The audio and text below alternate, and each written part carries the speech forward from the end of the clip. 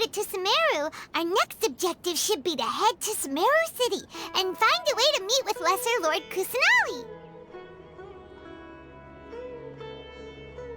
And speaking of Lesser Lord Kusanali, even though we haven't heard too much about her, she doesn't seem to be the same deity who abducted your brother. But even so, people call Sumeru the Nation of Wisdom, you know. If we can get a chance to meet the God of Wisdom, maybe she can give us some useful information. But, Paimon doesn't know the way to Sumeru City. Maybe we can climb up to that spot with the statue of the Seven on it. That'll give us a way better view of things. Even if we can't see exactly where the city is, at least we'll be able to check for some smaller settlements nearby. Wait a second. Look! There's someone up ahead! Perfect timing! Now we can just ask for directions rather than wander around like lost adventurers. Hey there! We're not from around here and seem to have gotten a little lost. We'd like to ask for some directions. Huh? Did they not hear Paimon? Hey! You over there! Could you give us some directions? Huh? What's going on here? There's no way she could have missed that. Wait! Could she be ignoring us? How dare she?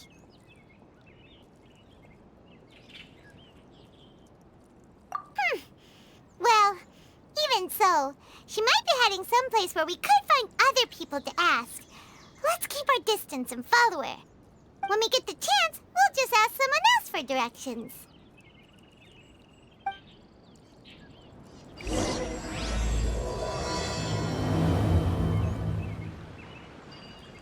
Come on, let's follow her. Just keep quiet. Make sure she doesn't notice us.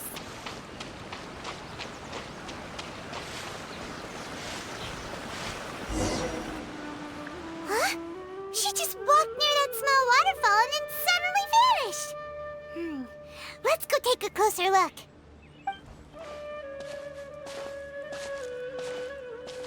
Paimon thought this cave would lead to a village or something, but, it looks like that's not the case. Look, she's sitting over there. Wait, she couldn't possibly be living here, could she? What should we do now? Do we try asking her for directions again? All right, then. It's not like we have anyone else we can ask. Even if she's not very friendly, we just need her to point us in the right direction. That's all. Oh. What a lovely smell. It's coming from that sensor over there. This is definitely not your typical place to call home, but at least it smells nice. Maybe living here wouldn't be too bad after all. Huh? What's the matter? You don't look too good. What? Is the smell making you feel sick? Strange. Paimon doesn't feel anything.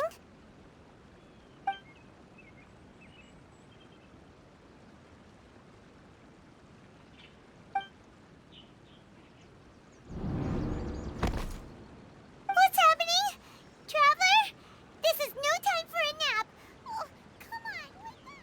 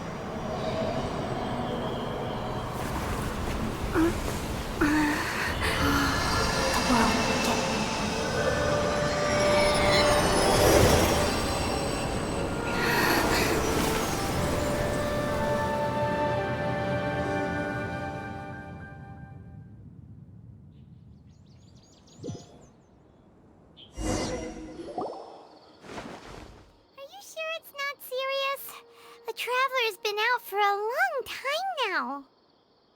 Yes, you can relax. Believe me, Master is extremely knowledgeable. If he says that she's going to be alright, then there's absolutely nothing to worry about. Oh, are you awake now? Oh, thank goodness! Traveler, you're finally awake! Well, we're at... Good question. Where are we? Paimon was in such a panic when you passed out that she even forgot to ask what place this is. This is Gandharvaville. It was originally built by scholars from Sumeru as a place to rest in the rainforest.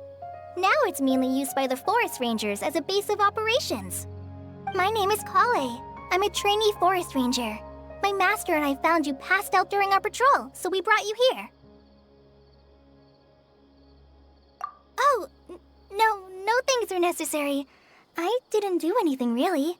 By the way, how are you feeling now? Any discomfort? Oh, that's Master's herbal medicine you're tasting. He gave you some while you were unconscious. Before I forget, Master mentioned you should take more medicine once you wake up.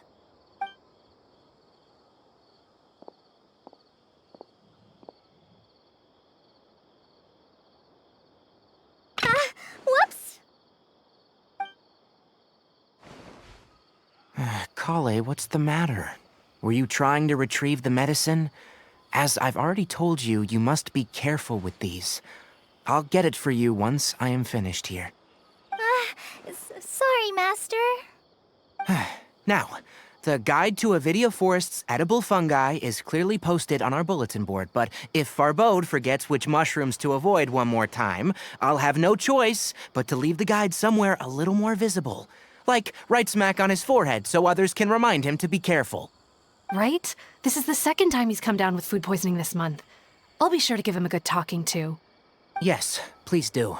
If, on the off chance, Farbode simply enjoys having little imaginary fairies dance before his eyes, then we'll just let him be. But the next time he requires any of our medicine, be sure to charge him accordingly.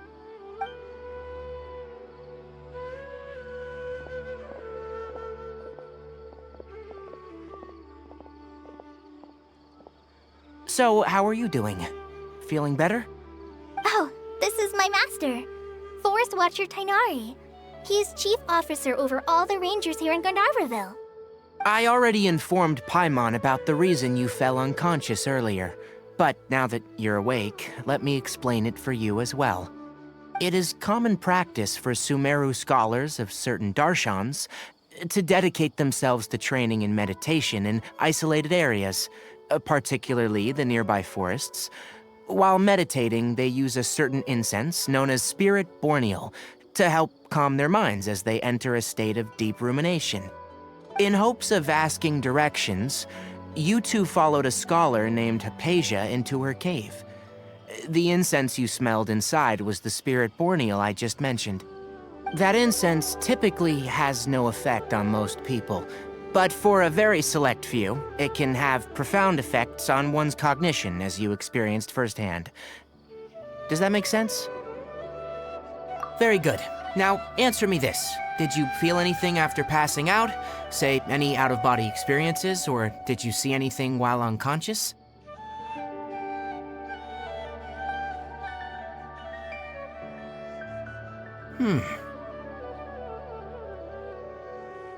Kale, let the others know to stop bringing their patrol logs here for now. Huh? Why? Because these two will be staying here for the next few days. They can have my room and I'll bunk with Amir. Now get a move on and be sure to do as I've said. Yes, Master Tainari.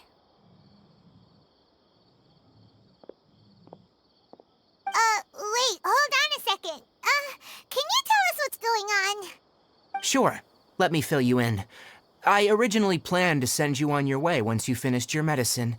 However, it appears now that you should stay a while longer in Gandharvaville for further observation while you recuperate. Further observation? No need to be hasty. As long as you have the capacity to judge between right and wrong, I promise that you'll understand the gravity of the situation once I explain everything to you. Based on what you saw after smelling the incense and losing consciousness, we can conclude that you experienced a powerful hallucination, which suggests your mental state is not in the best of shape. If you're skeptical, have a whiff of this. Oh, are you okay? You're experiencing a similar sensation as when you passed out, aren't you? So even though your condition is stable as of now, if I were to haphazardly let you leave, it's highly likely that you'd suddenly pass out again somewhere else. The rainforest is home to many fierce animals and hazardous areas. If something were to happen to you again, I'm afraid you might not be so lucky. For now, I suggest you continue taking your medicine each day and avoid wandering off on your own, at least until you stop having adverse reactions to this kind of smell. Okay? Good. Now, continue resting while I fire up another bowl of medicine for you. Seriously? We just arrived in Sumeru and we're already having problems left and right! Paimon knows we're set on meeting Lesser Lord Kusanali as soon as possible, but you really don't look too good. It'd probably be best to let you recover first. Hey! Are you even listening to Paimon? Paimon's over here worrying about you, you know! What's weird? You mean how you're feeling now? You mean the vision of tree roots and red skies you saw? But if those weren't hallucinations, what could they be?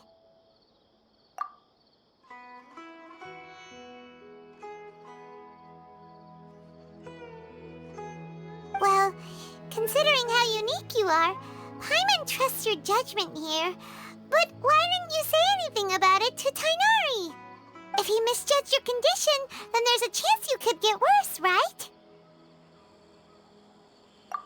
Huh? You mean that Tighnari already knows that what you saw weren't hallucinations? But if that's the case, why would he try to hide that from us? Oh, Paimon gets it now. That explains why you were so quiet earlier. Well, that settles it then. We'll stay here to rest up and figure out what's going on with your hallucinations. But it seems like asking Tighnari might not be an option anymore. What do you think we should do? Good idea. Kale's pretty friendly. We can ask her tomorrow about what she knows regarding the Dendro Archon and customs in Sumeru.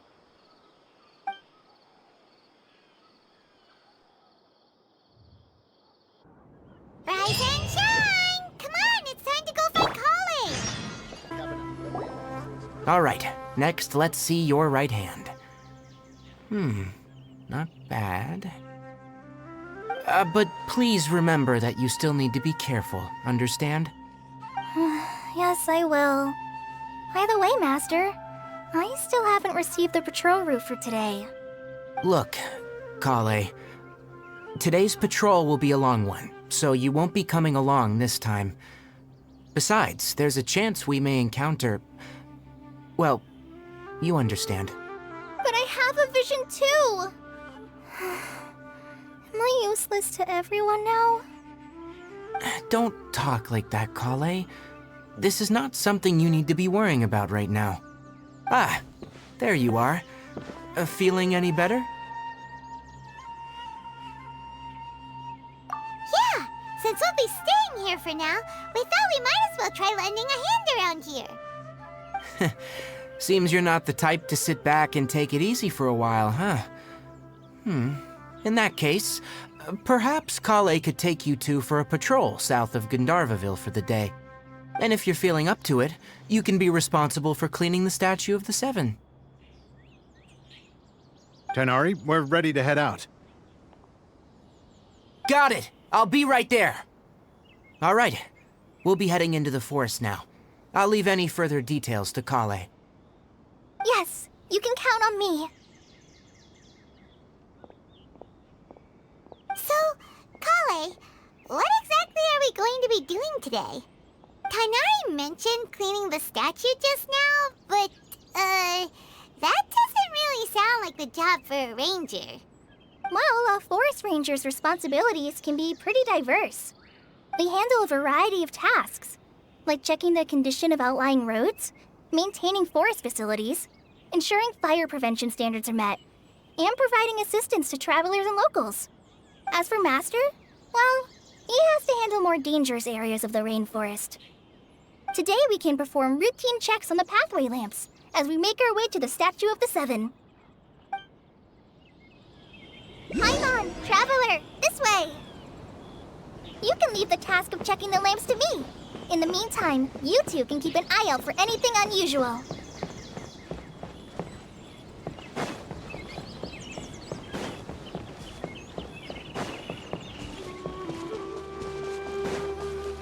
Nothing wrong with these two lamps. Let's move to the next ones. Oh, this lamp seems to be getting a little wobbly. Let me make a note of it.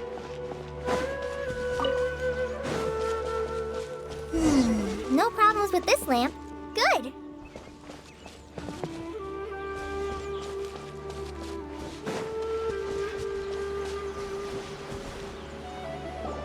The Statue of the Seven is up on top of that large rock formation. You must have seen it when you came down this road before. It's pretty high up there, isn't it? Don't worry. If you're afraid you can't make it up there, I'm sure Master wouldn't mind if you don't clean the statue. Oh? I guess I'll leave it up to you then. There's not much footing once you reach the statue, so be careful up there. Paimon will fly up with you and help you with those hard-to-reach areas. By the way, Kale, do you know anything about the Dendro Archon? You know, what's she like? That depends. Are you referring to Greater Lord Rukkhadevata or Lesser Lord Kusanali? Huh? Greater Lord Rukkhadevata? Oh, is that the name of the former Dendro Archon? Uh-huh. Greater Lord Rukkhadevata was Sumeru's first Dendro Archon. She created the rainforest as well as the wall of Samiel around the desert. Her works provided a means of peaceful living for everyone. To the people of Sumeru, she's not only a symbol of wisdom, but also of power and kindness. Unfortunately, she disappeared in a great calamity that occurred a few hundred years ago. According to what Masters told me, the sages later found the newly born Dendro Archon and whisked her back to Sumeru. To celebrate the reinstatement of their lost deity, the sages dubbed her Lesser Lord Kusanali and let her reside in the sanctuary of Sarastana. Uh-huh. Then what happened? Well, and then... I'm not too sure what happened, to be honest. Huh? You're not too sure? But aren't you from Sumeru? Yeah, I'm from Sumeru. But... Maybe it's difficult to discuss this topic with strangers. If that's the case, then don't worry, we understand. No, it's not that. I'm not trying to hide something from you. Besides, I don't consider you two strangers. Because you two know Amber, right? Wait, Amber? You mean... Yes, that's her. I once lived in Mondstadt for a while, and she helped me a lot during that time. You could even say that she helped me become a new person. There's no one like Amber. She lives life to the fullest while always adhering to her strong sense of justice. She's ready to answer the call for action at any moment, but is also very understanding of others. She's like the spark that lights the fire in everyone's heart around her. If you ask me, she's a prime example of a true outrider. She's the first person anyone coming to Mondstadt will meet. You can't help but be enthralled by her charm and enthusiasm, causing you to fall in love with the lands of Mondstadt and...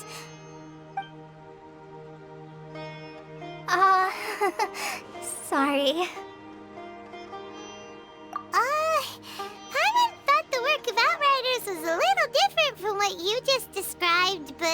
one thing's for sure. You really like Amber. Sorry. I was rambling on just now. It must have sounded kind of weird.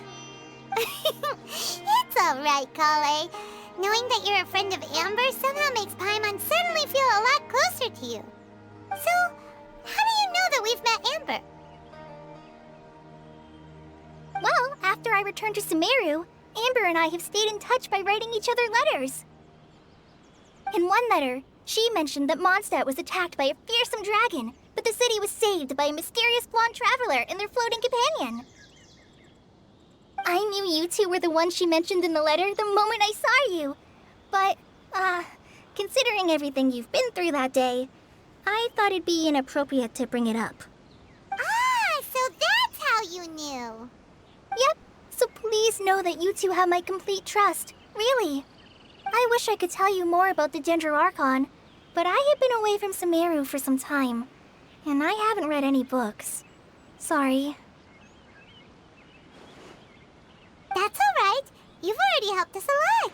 We had never even heard of Greater Lord Rukkhadevata or the Sanctuary of Surasthana until you mentioned them. Oh, I'm happy that was helpful.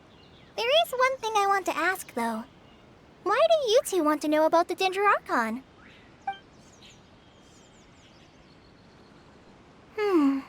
So that's why you're here. Thank you for telling me your story. Don't mention it. We are friends after all, right? Alright, we have a statue to clean. You both have my thanks. While you two are up there cleaning, I'll go ahead and inspect the forest canopy. Let's meet back here shortly.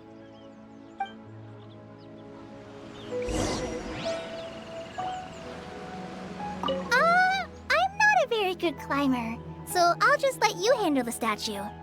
I'll go check the facilities up ahead. By the way, once we're done with our work here, would you like to chat some more?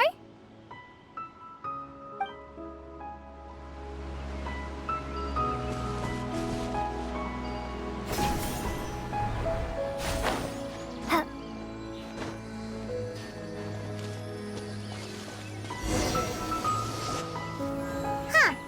Now that Paimon looks at it, the deity that's carved on the statue is kinda small. Do you think she's supposed to be Greater Lord Rukkhadevata or Lesser Lord Kusanali? The name does seem to fit the statue somehow. Well, anyway, we'll have to figure that out later. Let's get started on cleaning the statue. Paimon will fly up and take care of the top, and you clean everything below.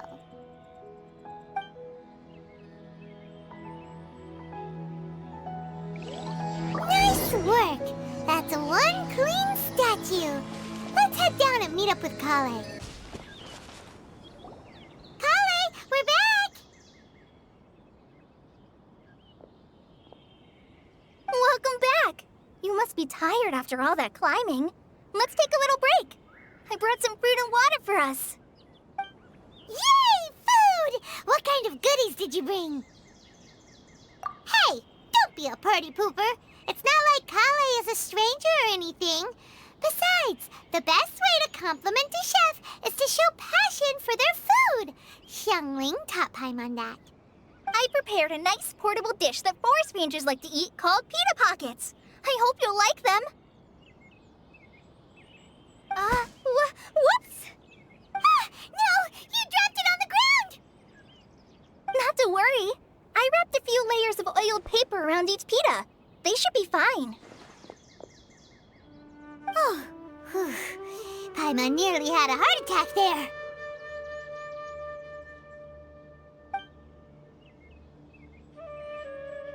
Those pitas are amazing! You're quite the cook, Kale.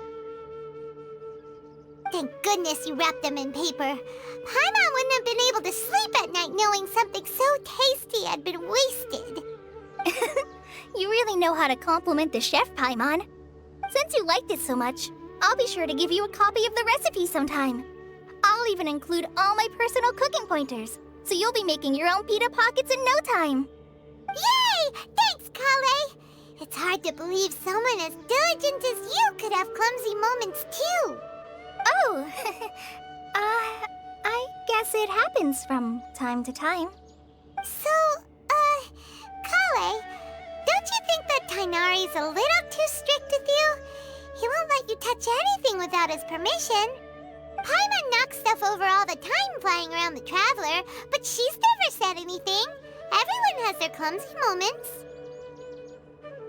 No, you've got the wrong idea about Master. Sure, he may seem a bit harsh at first, but with some time, you'll see that he's actually very kind-hearted. I've heard the veteran rangers say that Master is from some ancient and mysterious race that is known for their cunning wit and reclusive nature, but Master is actually very kind at heart. Oh, by the way, you've heard of the Academia, right? Well, there's a group called,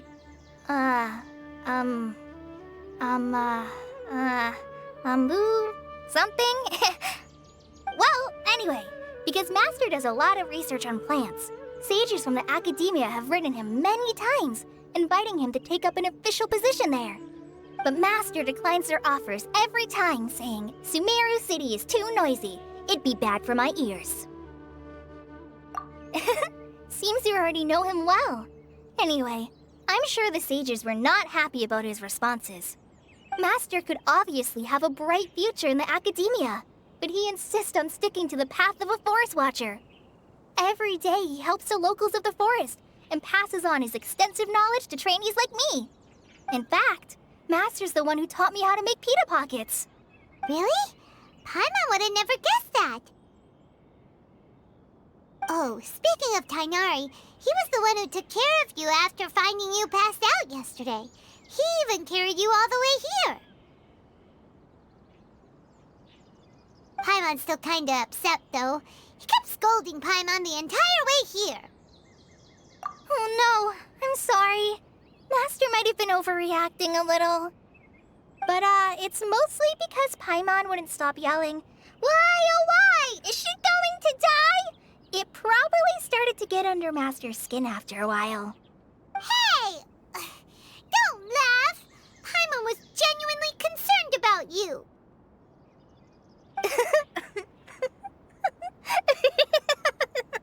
Hey! Now even Kale's starting to laugh. Ugh, that's it! Paimon won't forget this! It's time for some primordial wrath! No! Don't touch me!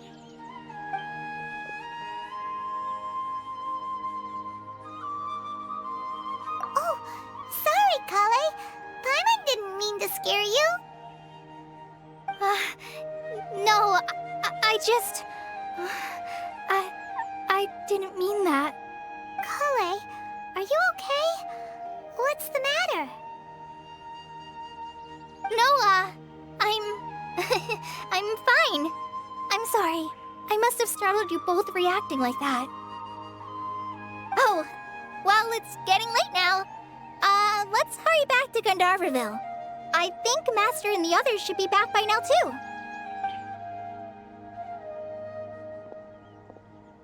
Huh? What was up with Kale just now? And why is she in such a hurry all of a sudden? Look, she's practically running back. Paimon can't even see her now.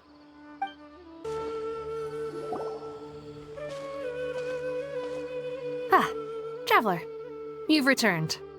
Yep, we're back. Have you seen Kale by any chance? Oh, Kale? Yes, I saw her go into her room just a moment ago. Oh, okay. Guess we'll just have to wait and talk to her tomorrow then.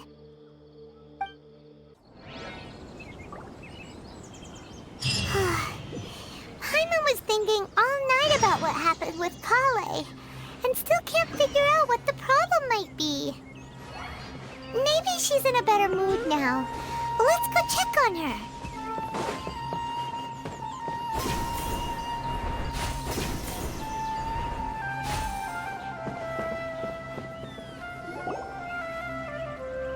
Ah, it's you two. I was just about to go look for you. Huh? Tainari? What are you doing here? Where's Kale? I came to check on Kale's condition. To put it simply, she's not well. You mean she's sick? How could she be... Oh, wait a minute.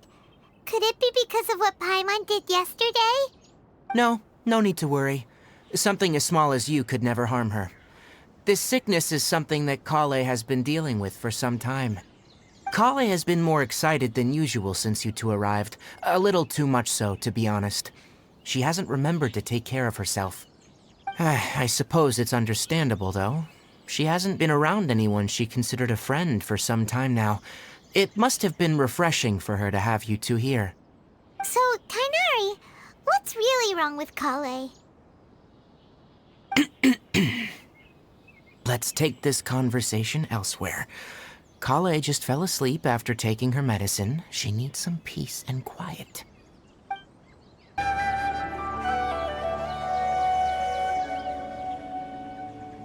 All right, let's continue our conversation here, shall we?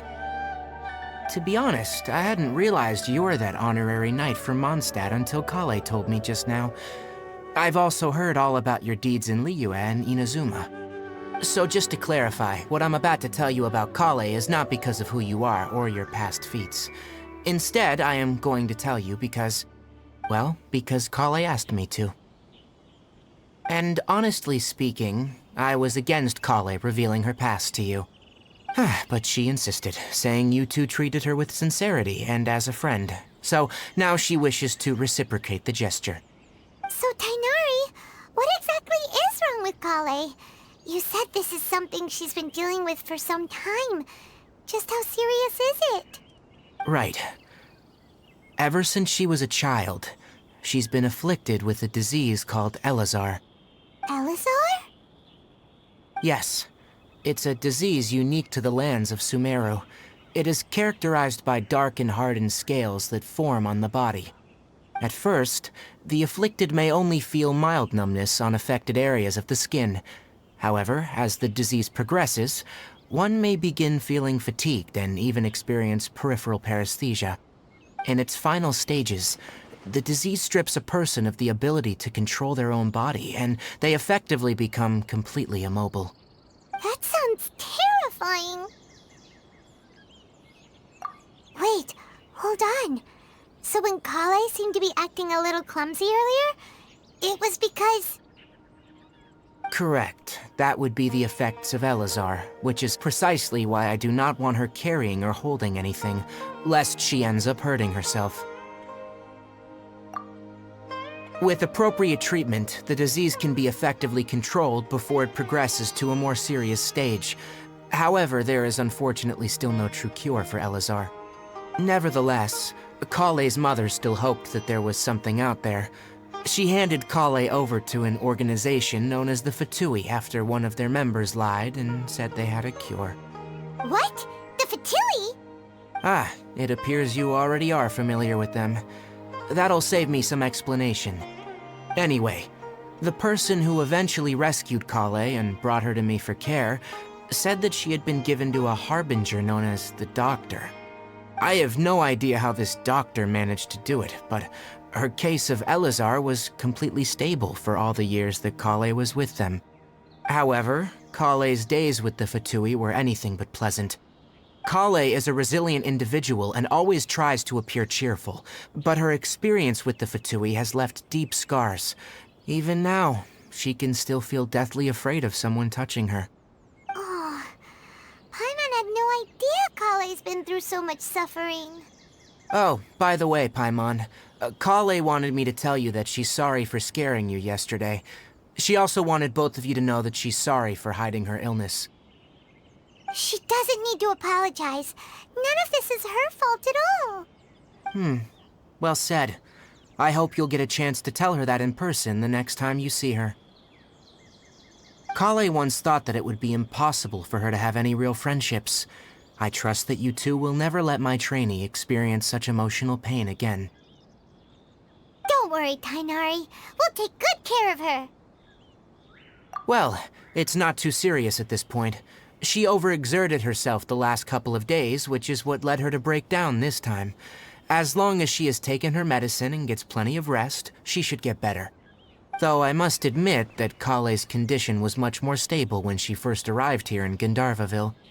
She was interested in the work of the forest rangers the moment she saw us.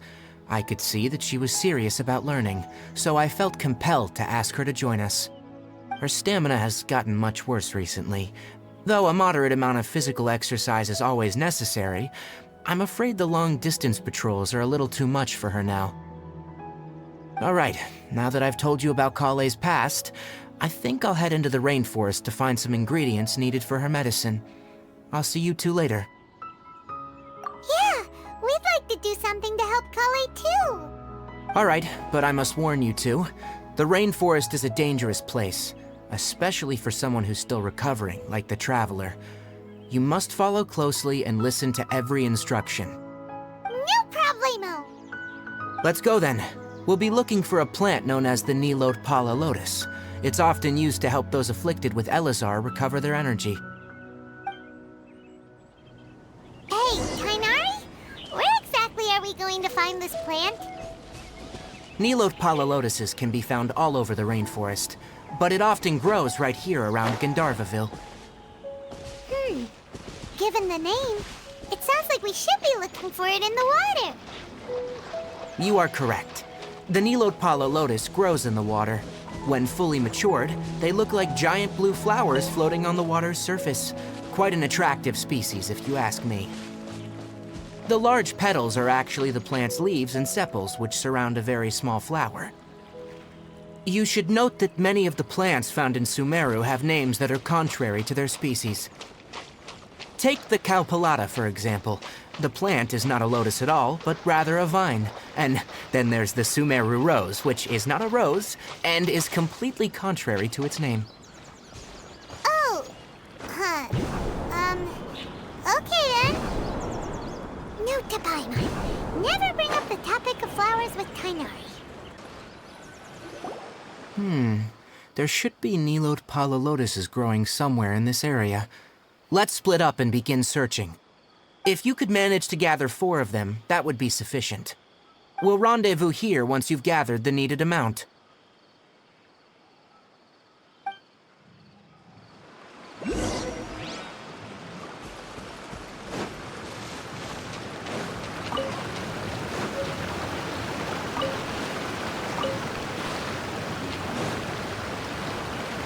Alright, we've gathered enough Nilot Pala Lotuses. Let's head back to meet Tainari.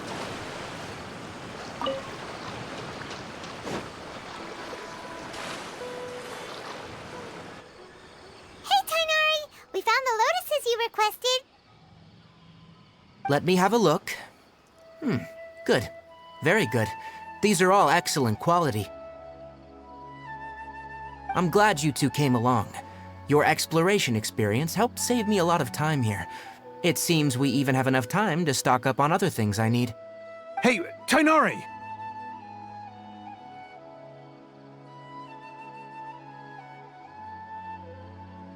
Oh, Tainari! Someone's calling your name! They're dressed like a forest ranger. Ah, yes, that's Amir and the others. But didn't they just set off not too long ago? What are they doing back so early? Let's go find out what's going on.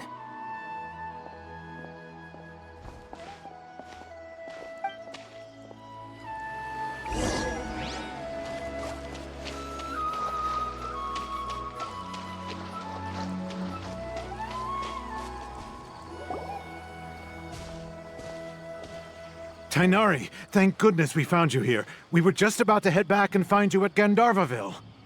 What's going on? We just discovered a withering zone. The withering is back? But the patrol route you were on should have been already cleared just a week ago. It reappeared so quickly. Can you tell me the exact location? It's up ahead, deep in the river valley. It's appeared in a spot that blocks nearly the entire narrow part of the valley area, so we decided to come find you as quickly as possible. And the radius of the contamination?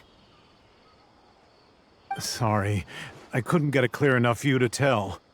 No one in our patrol team had a vision, and it appeared to still be spreading. so we didn't risk getting any closer. Okay, I understand. You made the right decision. I'll go deal with it right away. In the meantime, please guide these two back to Gandharvaville. Wait, Kainari, why don't you let us help you? You two have only just arrived in Sumeru. You're still unfamiliar with many things in these lands. There's a unique type of anomaly that occurs in the Sumeru rainforest. It's called the Withering. The affected areas not only cause nearby vegetation to wither, but it's also lethal to wildlife and even people. If you don't carry a vision, then you should think twice before approaching such places. Yes, Amir is absolutely right. I wasn't kidding when I said the rainforest is a dangerous place. As Amir said, only someone with a vision, that is, the power to manipulate elements, will be able to resist the withering's corrosive effects for a time. That's right. If any of the forest rangers without a vision come across a withering zone, we first make a record of the location and then have a ranger with the proper abilities deal with it, like Tainari here. Only someone with a vision can venture within a withering zone and find a way to deal with it. But you don't seem to carry a vision. Don't worry, she may not have a vision, but she's a real pro at using the power of the elements. Seems the rumors about you are true then. In that case, all right, you two may accompany me. We typically only teach visitors how to identify the withering as they're about to leave Gandharvaville. We'll make an exception today and show you what it looks like up close.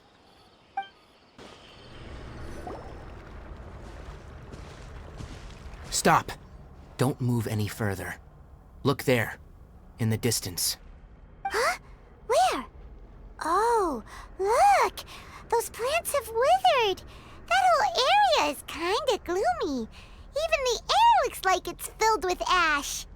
Oh, Paimon doesn't like the look of this. That is the withering. All right, traveler. We're gonna have to enter that withering zone. Once inside, we'll need to look for what we call tumors of the withering. If we eliminate those, then the area will be saved. Thank you. But I must warn you, don't push yourself. This is your first time handling this sort of thing, after all. Even with elemental powers, once you step inside the withering zone, you may experience extreme discomfort. If at any point it becomes too much, return outside the zone and take a breather. It could become a matter of life and death. You ready then? Let's go.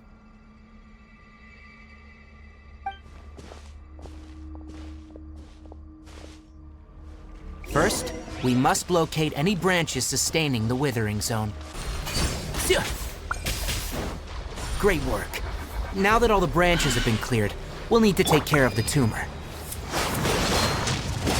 Scatter! Spring forth! Animal test 6301. One with the force. Rah! Now! Destroy the tumor of the withering.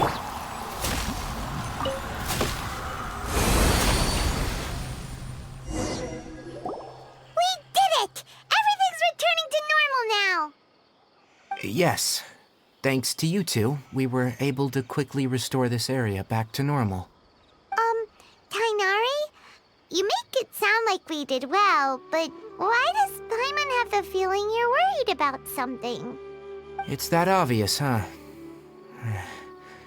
All right. It's like this. Recently, the rate at which withering zones appear has been increasing.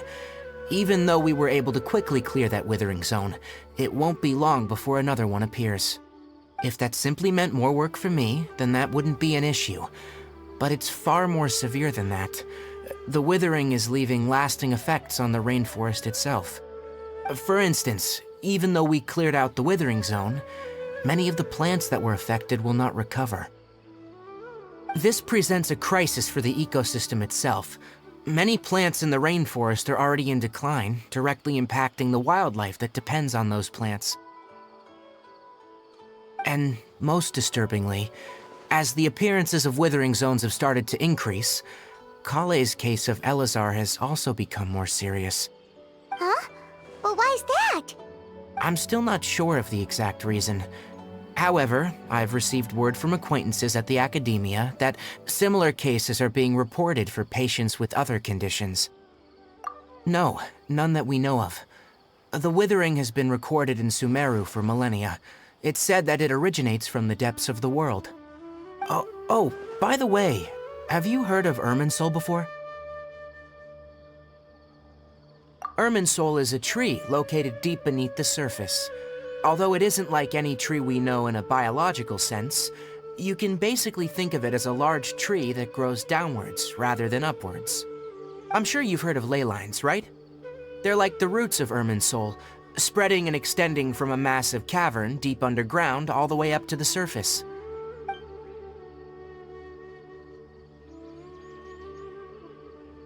Ley lines continually absorb the memories of this world, which are then funneled into Irminsul, allowing it to collect knowledge and wisdom from ancient times to present day. The Dendro Archon is known as the god of wisdom because her consciousness is directly connected to it. It is also said that the Dendro Archon's power is a manifestation of Irminsul. And as for the withering, its emergence is related to a disease that's affecting it. That's right. My ancestors learned of this from Greater Lord Rukkhadevata's familiars a long time ago, but even those mysterious creatures did not know of a cure for Irminsul. I'm afraid we rangers will be battling the withering zones here for a long time, until a cure is found. Alright, that's enough on this topic for the time being. Now that we've taken care of things here, it's time for us to head back to Gandharvaville. Oh, Tainari, you all made it back. How did it go?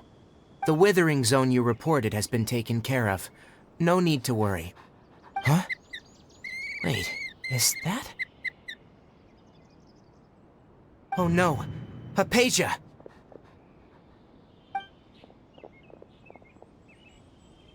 Huh? What's wrong, Tainari?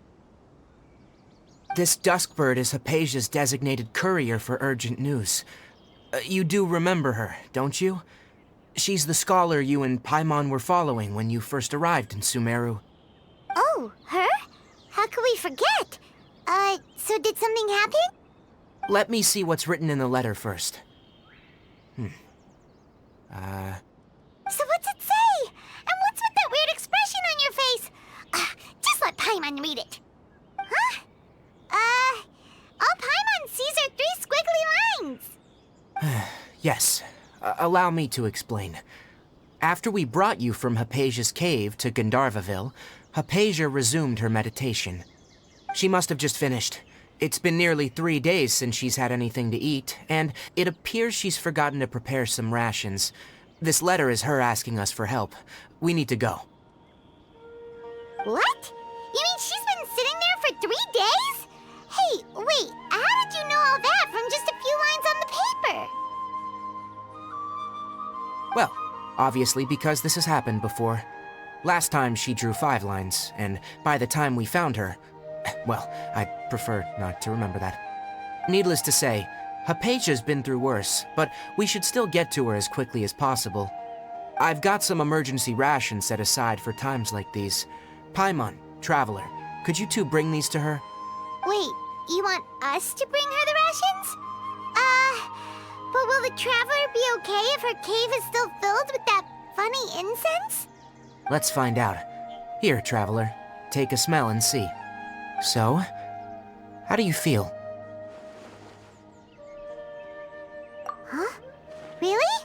You're not feeling even a little drowsy? But wait, how'd you know that she'd be okay this time, Tainari? Back when we were clearing the Withering Zone, I observed that she could adeptly manipulate the Dendro element. I knew then that she would be fine. And if I may ask, when I was telling you two about Irminsul's ley lines, was what I described similar at all to what you saw when you were unconscious? That's correct. Those weren't hallucinations at all, though I don't intend to apologize for deceiving you. Because what you saw is of significant importance, not just for the nation of Sumeru, but the entire world of Teyvat. My forefathers were shown much favor by Greater Lord Rukkhadevata. We took an oath to protect this nation together with her. Now that that duty has fallen to me, it was a part of my responsibilities to ascertain whether you could be entrusted with the fate of Sumeru. Now, after seeing you in action with my own eyes, you have earned my confidence, and I no longer feel the need to hide any secrets from you. When you passed out, your consciousness had connected directly with Irminsul. What you witnessed were actually real memories contained within Irminsul itself. I could try to tell you more, but it would be better if you went to ask Hypatia instead. Her focus on meditation and use of Spirit Borneal are aimed at establishing a connection with Irminsul, just as you did. That sounds nice and all, but will she really help us? Seriously, she completely ignored us the last time we tried talking to her. That was because when you ran into her, she was in a special phase of her training. During that time, she must avoid communicating with others. Please, wait here for a moment.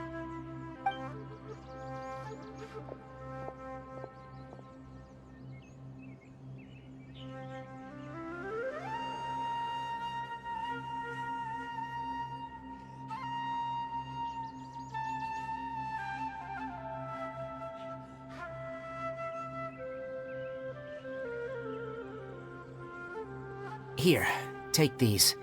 It's a meal I packed for Hypatia, as well as some other ingredients. I'm sure it'll come in handy. Also, here's a letter that I would like you to give to her. Just show it to her, and she'll answer any questions you may have. No, I should be the one thanking you. You've both been a great help these last few days.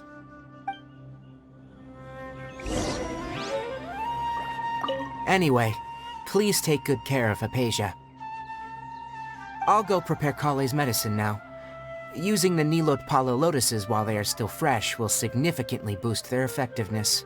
Rest assured, Kale will recover quickly as long as she has her medicine. Hypatia should still be in the cave. Let's go inside and see how she's doing.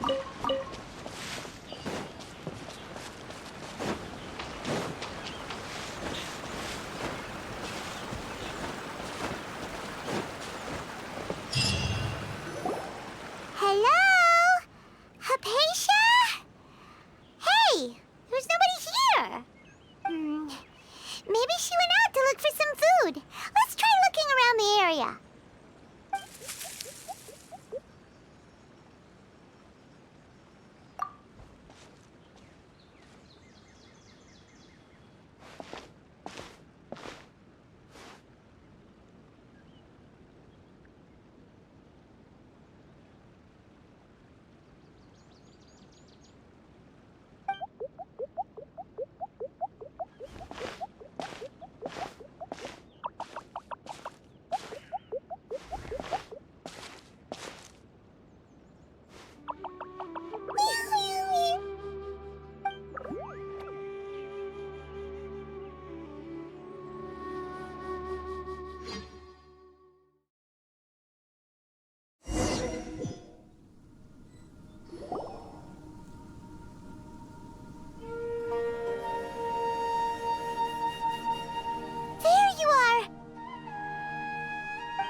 Hypatia, are you alright?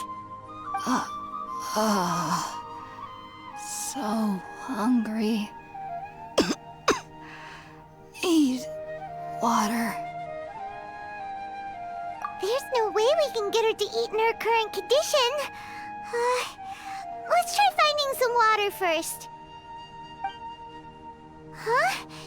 Wait, why does it look super foggy outside all of a sudden? Anyway, let's go look around.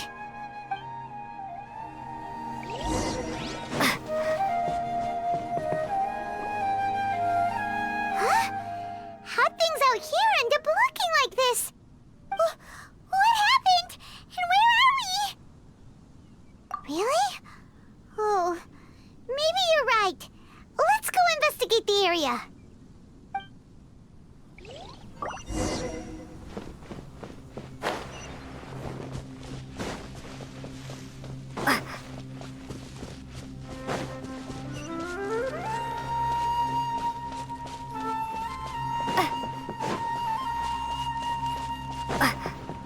Wow, this place is huge!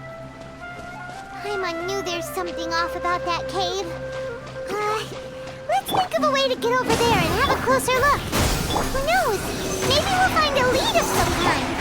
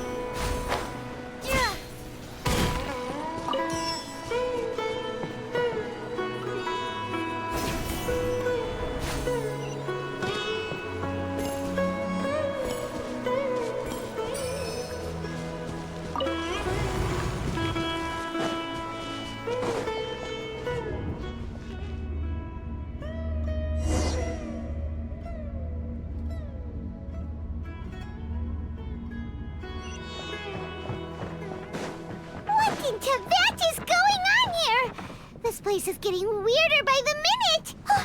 Hey! What's the matter? You don't look so good!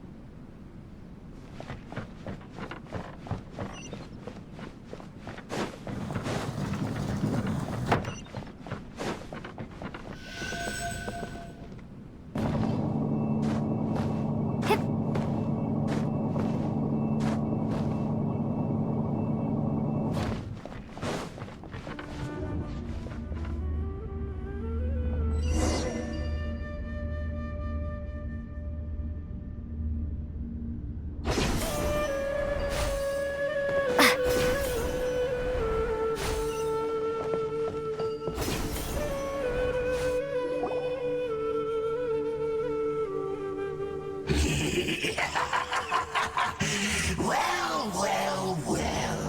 Looks like we meet again, traveler. The Abyss Herald! What are you planning to do in this strange place? Strange place. Plotting. You needn't worry about such things. They don't concern you.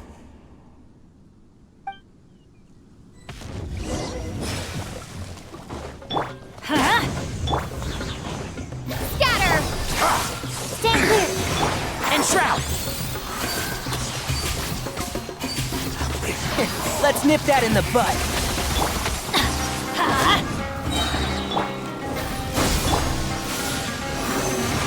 One with the forest. Yeah. Everybody stand back! Animal test 6308. Propagate! Ah! Keep up. Rah. Yeah.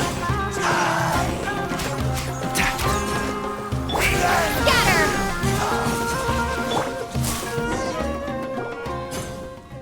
Huh? Why can't we beat this guy? Oh, Paimon doesn't get it! We've faced others like him before! What's wrong this time?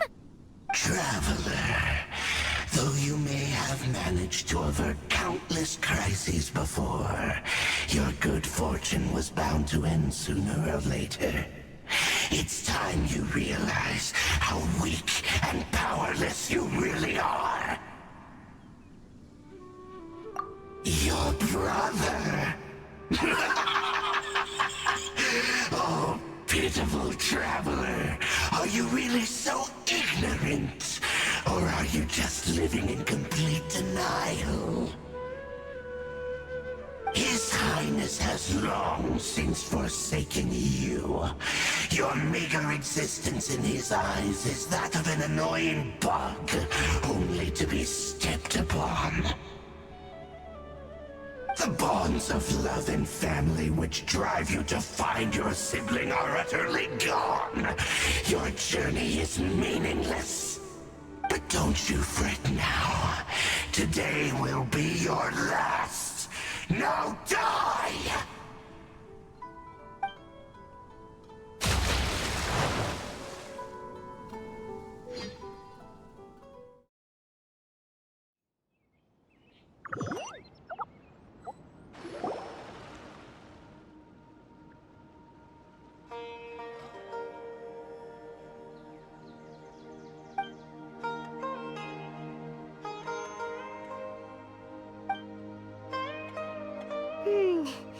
What do we do?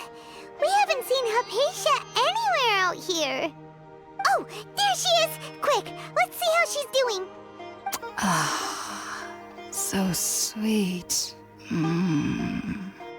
Well, the good news is that she's still conscious. Hey, why'd you drop her food on the floor like that?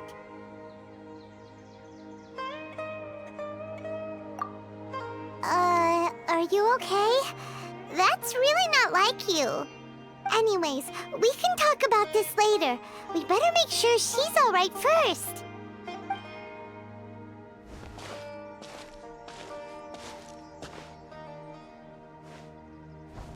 Whoa! Wait a sec. Look at all this fruit lying around her. We can put that to good use.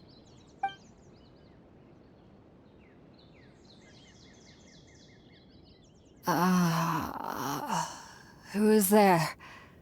Tainari, is that you? Huh?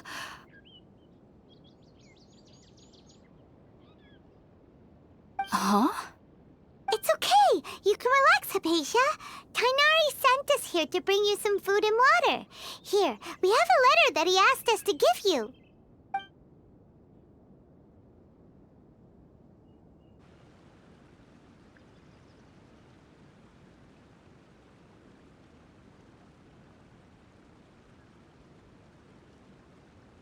I see.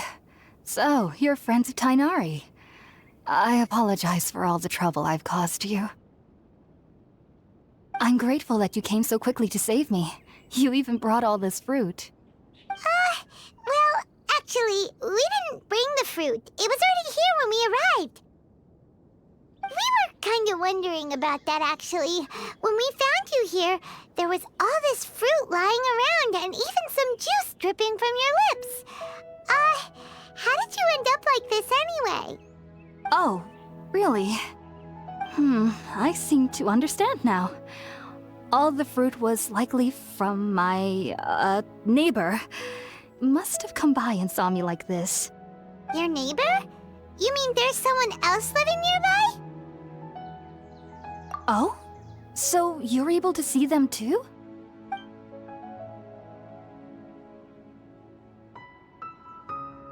Wait, hold on a second, Traveler. You say that before we arrived, you saw some mysterious creature and suddenly had a strange dream? Isn't that a little too crazy to believe? No, I actually do believe what the Traveler is saying. I myself had a similar experience once before and ended up scaring my timid little neighbor here. You needn't worry. They mean you no harm. They only dragged you into the dream because they hoped to buy themselves a little time in order to scurry away.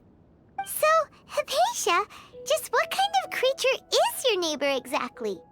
I'm not sure what it's called, to be honest. But I do know that they have some sort of deeper connection with the Dendro Archon. I know this because the first time I saw them was also the exact day my consciousness was able to form a connection with Irminsul. Even after I opened my eyes and stopped meditating, my heart was still pounding, and my mind was racing with all the knowledge that I had touched. And at that very moment, I suddenly noticed a small figure at the opening of the cave. In my curiosity, I began to walk over to the creature. They must have already been used to me living in the cave, because they didn't seem to mind me approaching them. They just kept doing whatever they were up to. It wasn't until I crouched down next to them that they suddenly realized that I could see them. Oh! And then? And then I had a dream. By the time I came to, they were nowhere to be seen. I was convinced they'd never show up again. But sure enough, I saw them nearby a few days later. And they weren't alone. I feel like they aren't as afraid of me as the first time I approached them.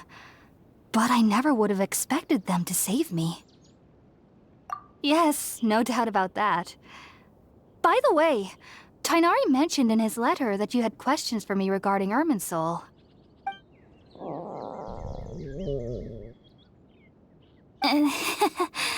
Sorry about that. Sounds like just drinking juice still isn't quite enough for my stomach. Well, if somebody hadn't dropped the food earlier... Anyway, looks like we'll need to prepare something ourselves. Besides, Paimon's getting hungry too. Let's eat first and talk about Irminsul later. Alright, we're out, Traveler. Today's menu will feature sweet madame and a radish veggie soup. You'll love them, Hypatia. They're our specialties after all. Sounds good. I've never tried any dishes from other nations before. I certainly look forward to it. It's been so long since I've had a decent meal, too. To be honest, the last time had to be when Tighnari came to visit.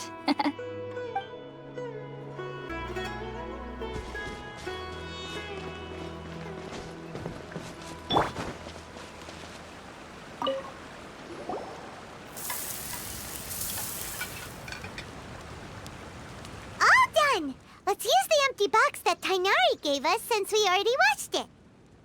Oh, it smells amazing. And the box is a nice touch, too. Let's go serve this up and start eating with Hypatia.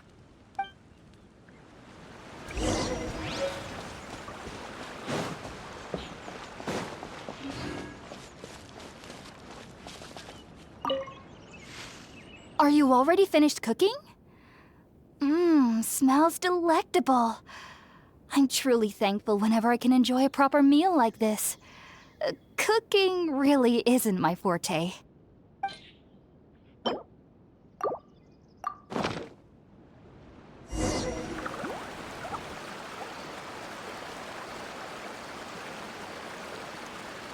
Even though everything you mentioned was in Tighnari's letter, it's still hard to believe you were able to connect with Irminsul immediately after smelling Spiritborn Ale for the first time. It took me nearly 3 years before I could do so.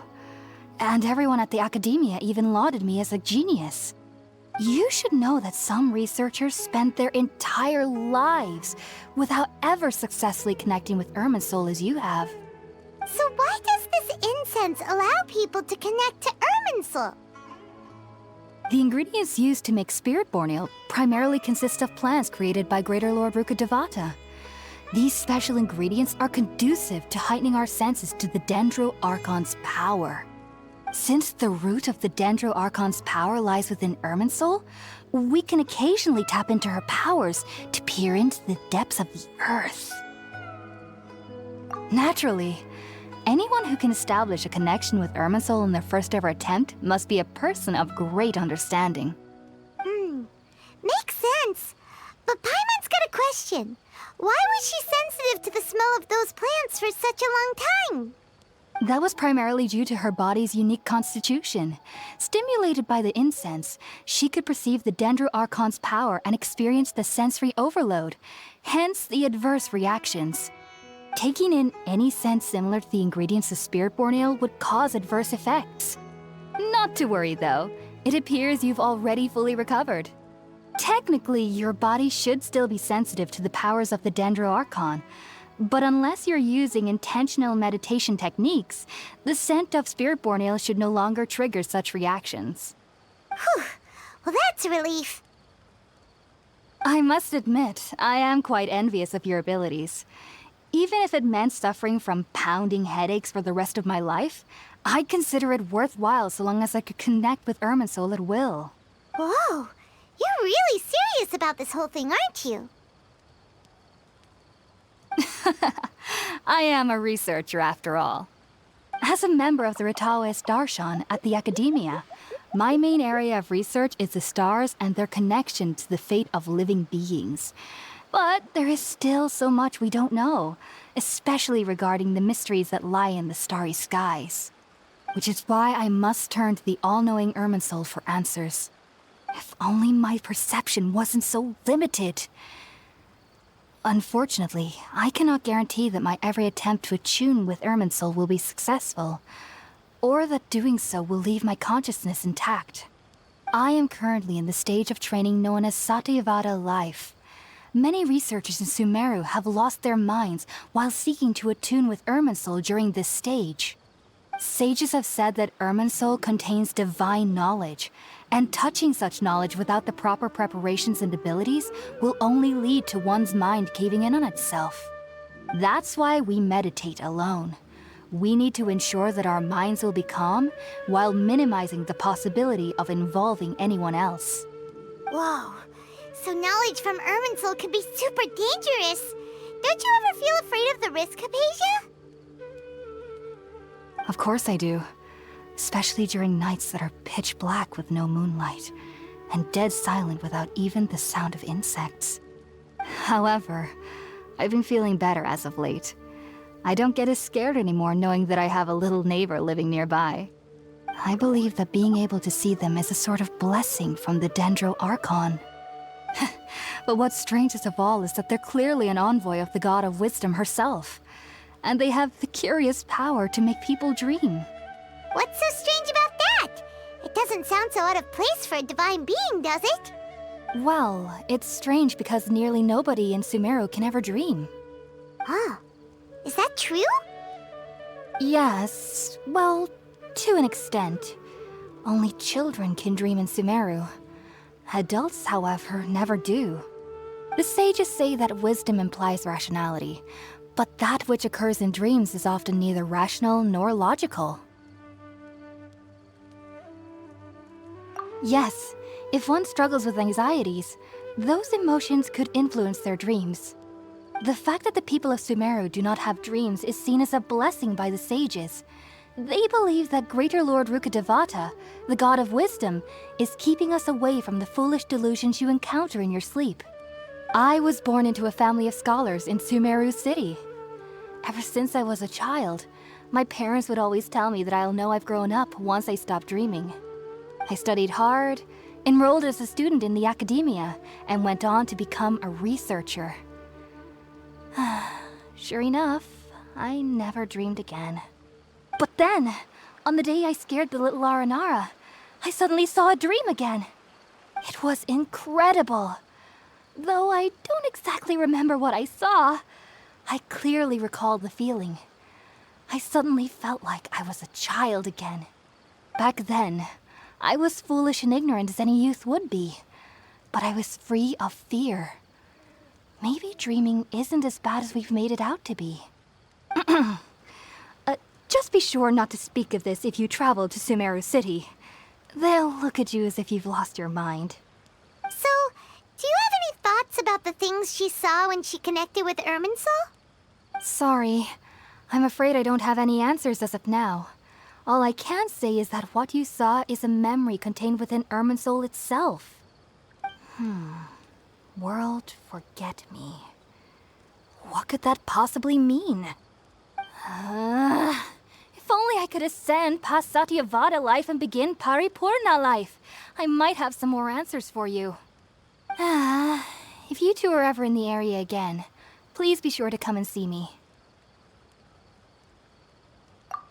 There's no need to be thanking me. You two are my saviors. Besides, I'm already looking forward to tasting some more of your cooking.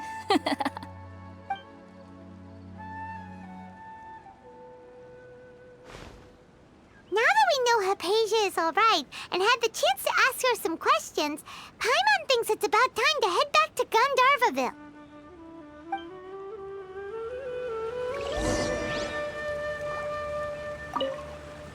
Heading out, I see?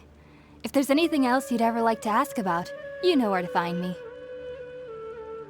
Even though that little neighbor of mine was able to induce a state of dreaming, I doubt they were able to control the actual contents of the dream. The end of your dream seemed quite terrifying. Perhaps there's something that's troubling you deep inside?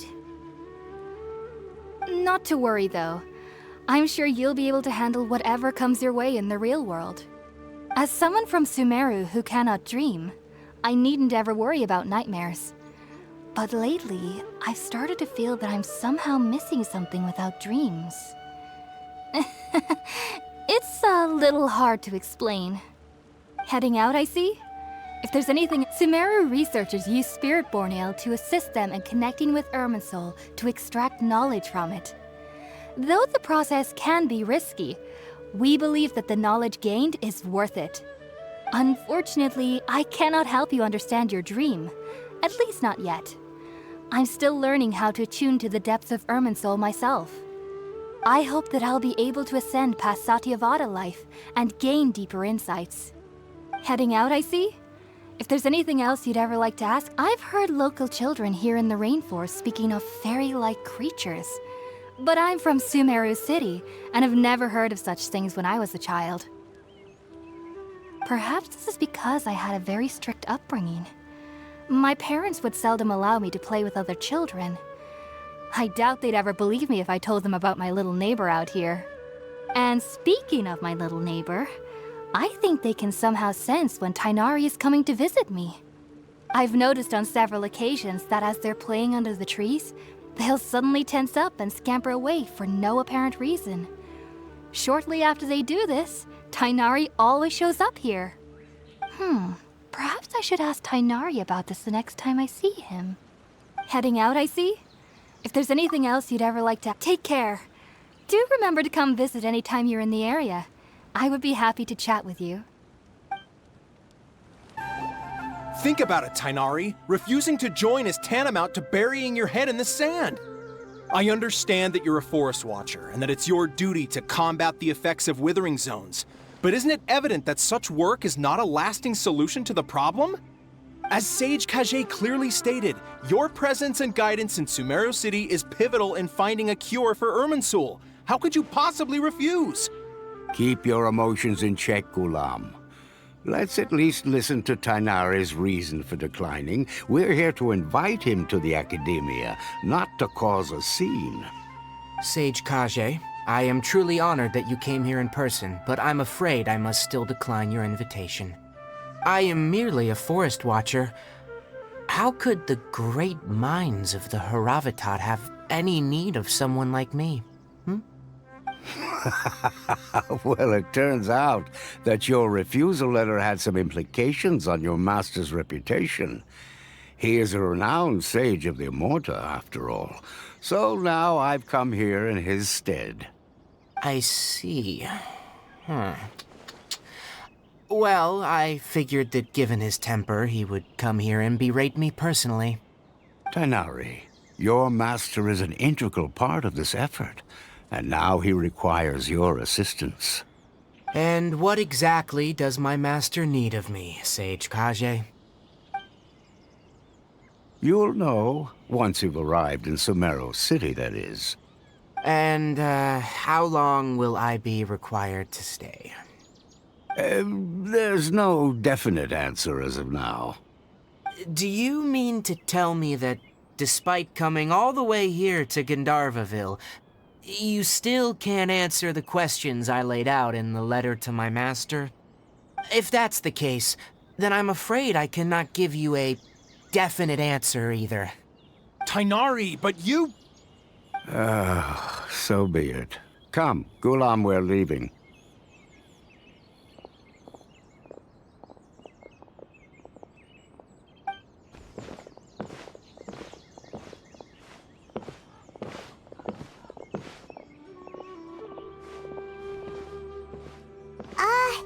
Tighnari, what was that all about?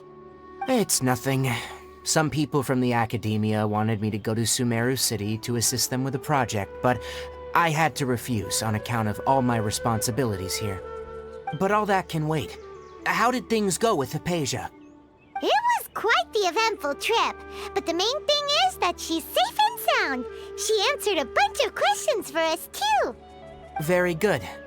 Now that the Traveler has made a full recovery, there shouldn't be any reason for you to tarry here longer. I assume you will be heading to Sumeru City, correct? That's right! We want to meet Lesser Lord Kusanali and ask her for advice. Do you have any idea on how we can find her? Sorry, I'm afraid I don't have any advice for you there. Well, do you at least know anyone we can try asking in Sumeru City? Let me think. My trips to Sumeru City have been fairly short, and most of my acquaintances are researchers. Oh, how about this? I'll write you a letter of introduction that you can give to a researcher I know.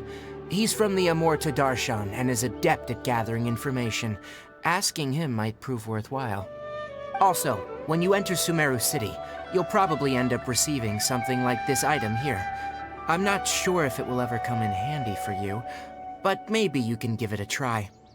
Oh? What is it? It's called an Akasha Terminal. It's a tool produced by the Academia that utilizes the legacy of Greater Lord Rukkhadevata.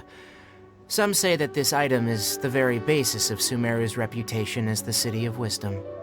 Needless to say, this device and its usage fall under the Academia's expertise, so I'll leave it to them to show you how to use it. Great! Next up, Sumeru City! But wait, before that... That's right! Tainari, we have something important to say to Kale before we leave. Is she doing better now? Yes, she's doing much better. After being confined to her bed all this time, I thought a little walk would do her some good. Last I saw her, she was taking the path towards the North Crossing. She knew you two would be leaving soon, so she must have wanted to see you off. Thanks, Tainari. All right, let's go! Farewell, and good luck to you both.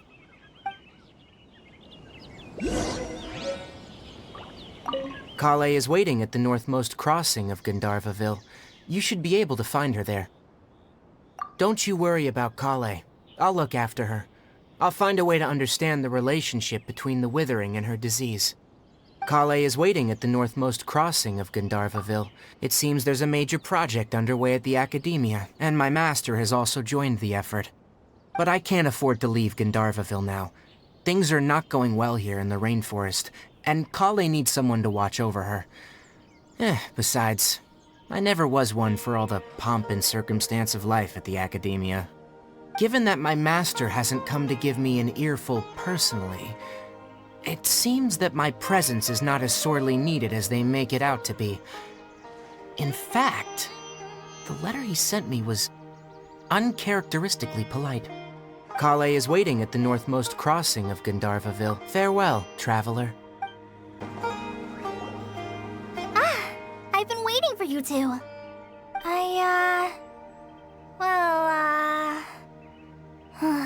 Never mind. I guess I should just wish you two a safe and successful journey. Thanks for waiting here just to see us off, Kale. We're headed to Sumeru City.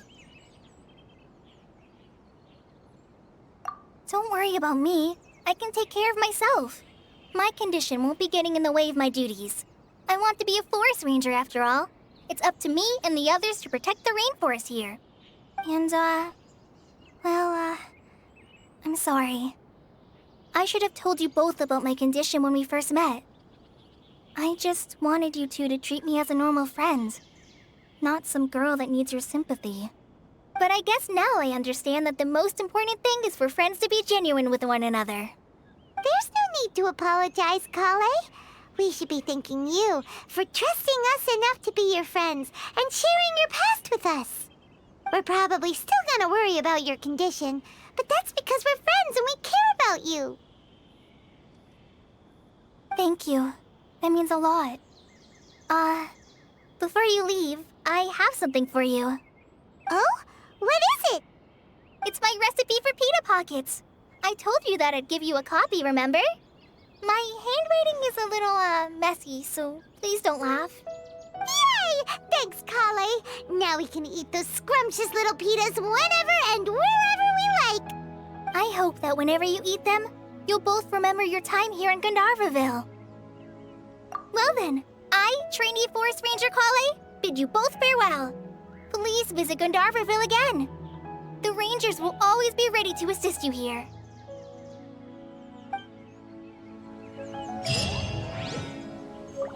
I hope you have a safe trip to Sumeru City and get to meet the Dendro Archon there.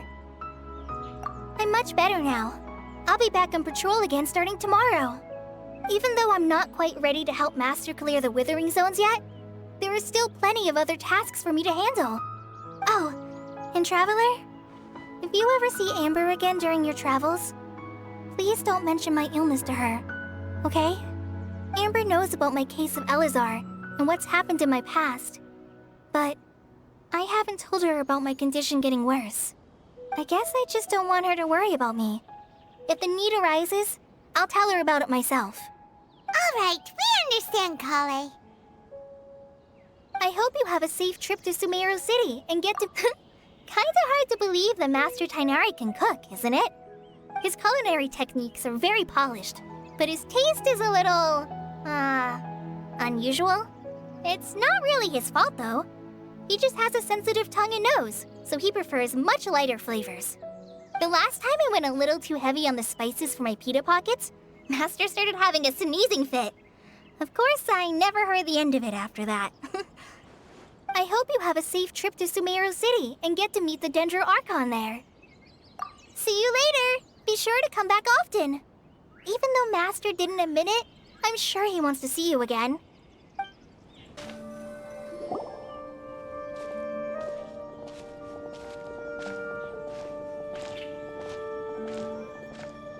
Sumeru City! We finally made it. Oh, did you see that? When those people entered the city, something on their heads lit up. One moment, please, you two. It appears this is your first time visiting Sumeru City. Oh, yeah, that's right. But how did you know that? Because there's currently no information on either of you in the Akasha. But no need to worry, that won't prevent you from entering the city. In fact, the Academia conveniently provides each traveler to Sumeru City with a device. Perhaps you two have heard of the Akasha before. It's our beloved Greater Lord Rukkhadevata's lasting legacy, a treasure trove of collected knowledge. After centuries of tireless research on the Akasha, the Academia created one of its most ingenious inventions, the Akasha Terminal. As long as you are within Sumeru's borders, you may use an Akasha terminal to connect directly to the Akasha and access any knowledge you need. I should mention that due to technical limitations, the operation of Akasha terminals will be much smoother and more effective in large cities such as Sumeru City and Port Ormos. Oh, so this is the thing that Tighnari was telling us about. It sounds pretty amazing. You two are quite fortunate. Until recently, it was standard practice to only issue Akasha terminals to outlanders who spent an extended amount of time in Sumeru. However, this policy was recently changed, and now all travelers are issued one upon arrival. Here are your Akasha terminals. Please handle them with care. It kinda looks like a leaf. To activate it, simply hold it in your hand and say the following phrase to yourself. May the mighty God bless us with their voice of wisdom. Oh, since this little doodad lets you access knowledge, maybe we can use it to find a way to meet Lesser Lord Kusanali. Let's give it a try. Ahem. May the mighty God bless us with their voice of wisdom.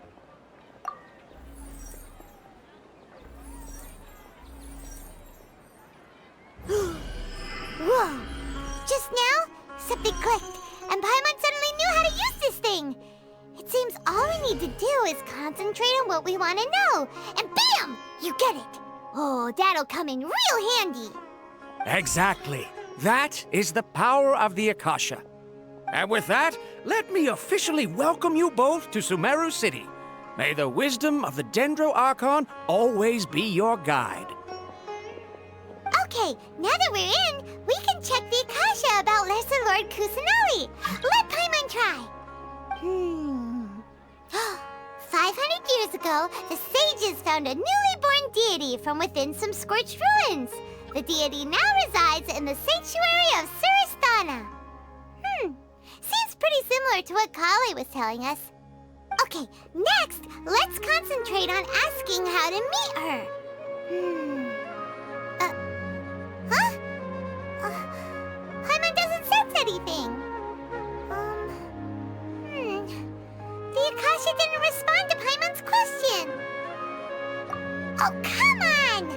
Ugh. Focusing on this question feels like when you have something you're trying to remember and it's on the tip of your tongue, but you just can't think of it. Ugh, Paimon's brain is exhausted. Oh, smart idea! But what are you going to ask it?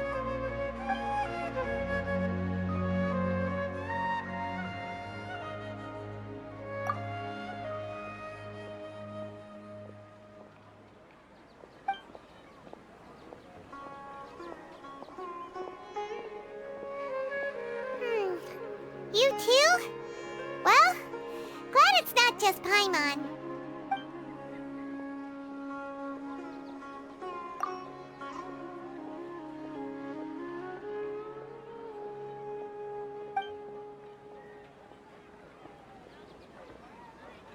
Huh. Could it be because we're Outlanders and we've only just arrived in Sumeru?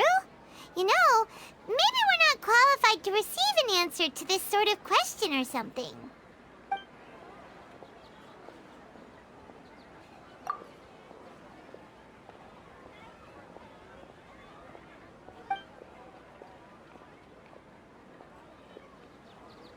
Uh-oh. Paimon's getting all teary-eyed all of a sudden. It feels like the people of Sumeru really miss their Archon.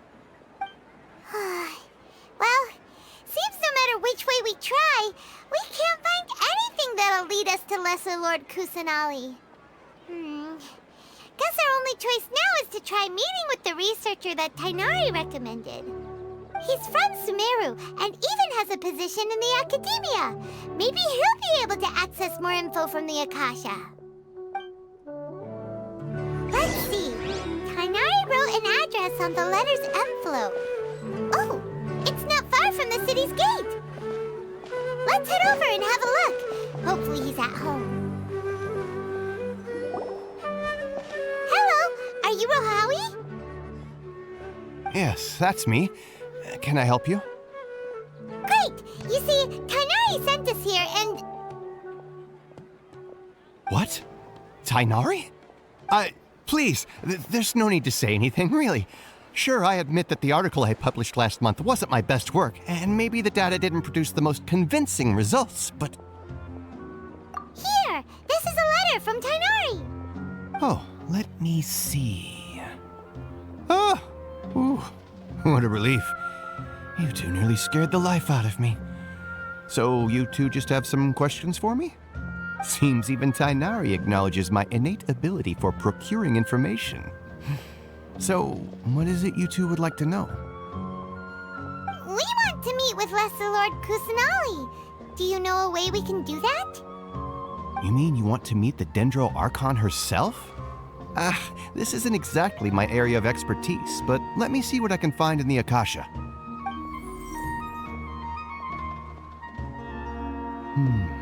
Sorry, the Akasha didn't respond to my query. What? You too?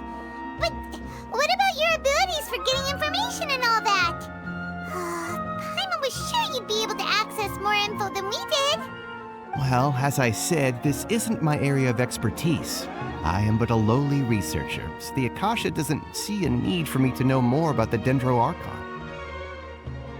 All I know is that ever since Lesser Lord Kusanali returned to Sumeru, she's never left the Sanctuary of Sorasthana or made a public appearance.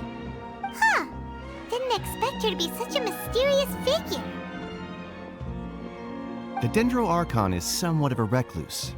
Perhaps she just doesn't want to entertain visitors, which would explain the lack of information in the Akasha. But then what can we do? No need to worry just yet. I'm only hypothesizing here. You could certainly try asking around and see if anyone else has ideas. And besides, you two should consider the bright side of things. Not being able to see Lesser Lord Kusanali may not be a bad thing. In this world, there will always be information you cannot obtain from the Akasha and things you can never accomplish. Knowing when to yield is a form of wisdom. Take me, for example. It's a miracle if my brain cells can spit out one paper every 3 years. But Tighnari? That guy can publish 3 papers in just a single year. Okay. Thanks for your advice. Don't mention it. If you two ever want information about things like who's been promoted within the academia or relations between the 6 great sages, come find me. Hey, come on. This is a survival skill at the academia. Oh, Paimon's expectations were pretty low, but this is so low it's like digging holes in the dirt. So what do we do now? Even if we want to talk to someone, we don't know anybody here. Huh? Like who? Oh, you're right! Catherine! The Adventurers Guild has its own intel network. Let's hurry and find her.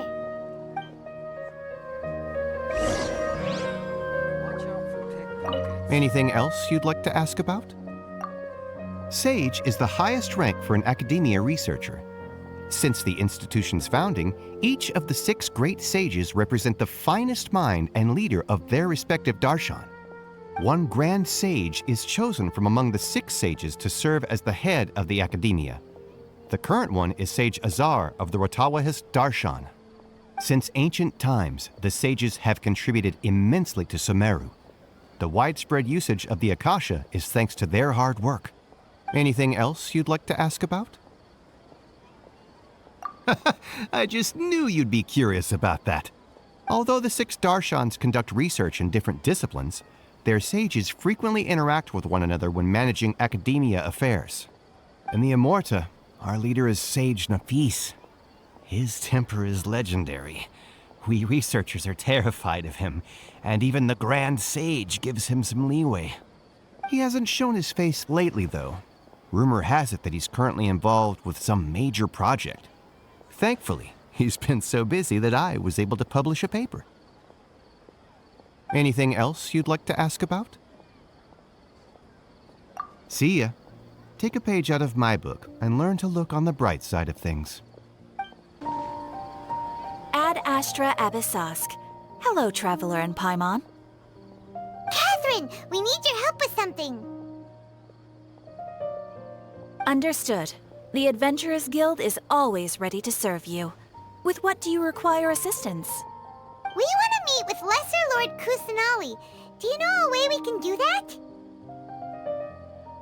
You two wish to meet with Sumeru's Archon. Understood. Please wait.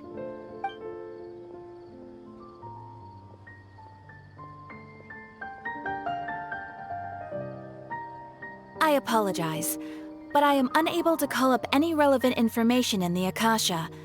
I'm also unable to locate any pertinent information in my personal memory. Aww, another dead end. Well, if Catherine can't help us, then we really don't know anyone else to ask now. Please do not worry. I may know of someone who can help you two. In Sumeru, the Adventurers Guild does not serve as the vanguard of information. Rather, there are numerous active mercenary groups collectively known as the Eremites. They take on various contracts and work all across Sumeru, so they naturally accrue intelligence. An Eremite brigade called the Corps of 30 is in charge of Sumeru City's defenses. Not only are they the oldest brigade, but they are responsible for managing and coordinating the affairs of all other mercenary brigades. Corps of 30? What a weird name. Supposedly, they are named as such because their ranks numbered 30 at their inception. Asfand, an advisor with the Corps of 30, maintains good relations with the Adventurers Guild. Though he's already retired, he and his words carry great weight within mercenary circles. If you'd like to get in contact with him, you can find him at the Corps of 30's headquarters, the Citadel of Rexar. You're welcome. I wish you two the best of luck. We look forward to your exploits in Sumeru. All right, off to the Citadel of Rexar we go!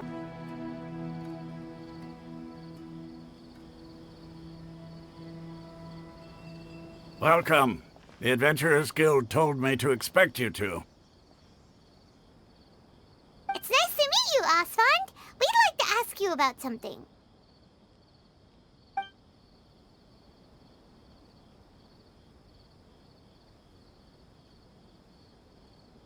I see. So, Catherine's the one who sent you this way. Ha! It's true that the Eremites' network is vast, but even I can't help you meet the Dendro Archon. Wait, seriously? That's it? Afraid so. The Eremites aren't terribly religious, so we don't know much about divinities. As far as the Akasha goes, we can access even less than you. We originally came from the desert. The gods there died off long ago. Since those days, we've used our own two hands to carve out a living. We don't beg gods for their aid. It isn't just us, though. If you ask me, I think most in Sumeru aren't interested in Lesser Lord Kusanali. Oh? Why's that? Just take the Academia, for example. They're the ones who truly rule Sumeru. Although they believe in gods, most of them only care for the late Greater Lord Rugadavada. In their eyes, she was the one who founded Sumeru and gifted us with the Akasha. Lesser Lord Kusanali just happened to inherit her legacy. Because of the Academia's influence, most citizens are more familiar with Greater Lord Rugadavada and hold her in greater esteem. Not to mention that Lesser Lord Kusanali never makes an appearance, and the Academia never announces anything about her. As far as the people of Sumeru are concerned, she's just a god that exists. And that's all. Really? Aw. After hearing all of that, Paimon sort of feels bad for Lesser Lord Kusanali. Ha! But who knows? We're all just guessing when it comes down to it. Besides, I'm sure the God of Wisdom doesn't worry about her reputation among people like us. All right. Well, thanks for the info, Osfond. No problem. Always happy to help out the Adventurers Guild.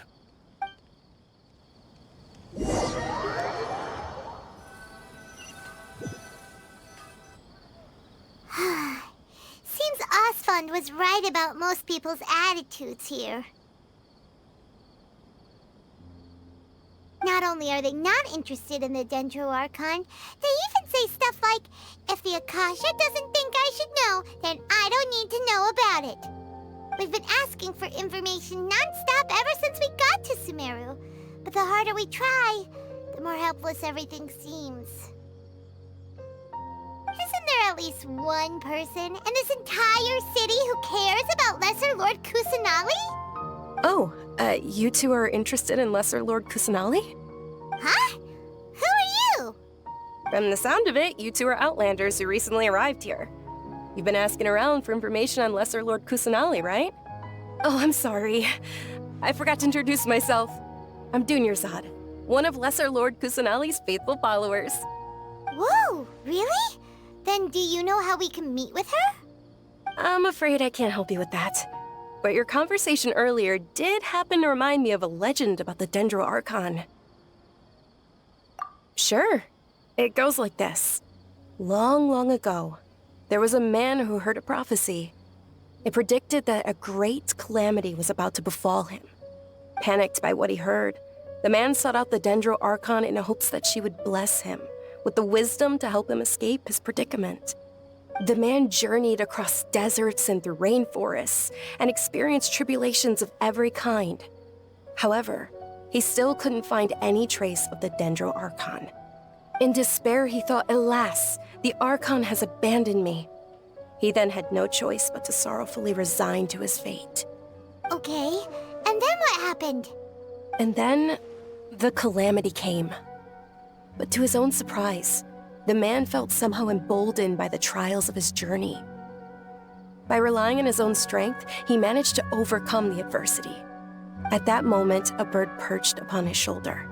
This bird was, in fact, an avatar of the Dendro Archon. She said, "O Archon Seeker, do you now understand? She and her wisdom have long been found by you. Along your journey, we were in every flower and blade of grass, every ray of sparkling sun, and every breath of dancing wind. So long as you continue to think and ponder, we'll be wherever you go." Yeah, thanks for the story! Paimon feels all warm and fuzzy inside after that. In a way. It seems like this story is also one of the Dendro Archon's avatars. Dunyarzad, since you worship Lesser Lord Kusanali, can you tell us anything else about her? Of course. So did you two know that, I'm terribly sorry, but it seems something's come up now. Let's chat another day.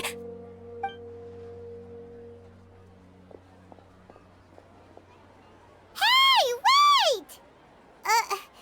What the heck just happened?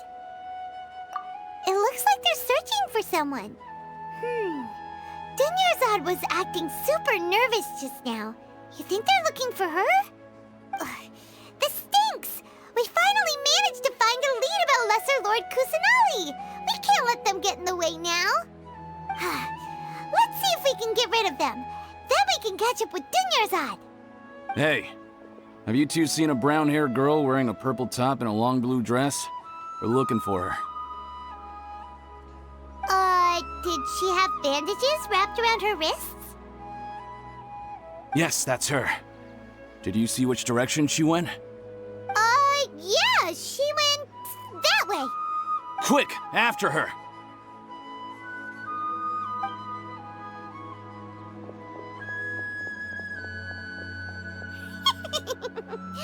That should keep him busy for a while. Let's hurry and find Dunyarzad.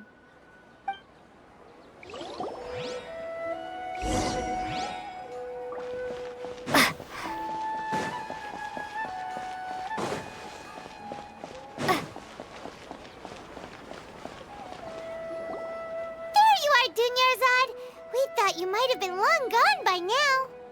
Oh, it's you two. Oh, you startled me there. You can relax now. We threw those people looking for you off the trail. Really? Thank you so much. Unfortunately, I believe there's still more of them out there looking for me. Uh-oh, looks like there's some coming this way. Huh? More of them? Then what are we standing here for? Run! No, wait, my body isn't in the best shape. It's difficult for me to run. Okay, sounds good. There's a tavern on the other side of the port we can go to.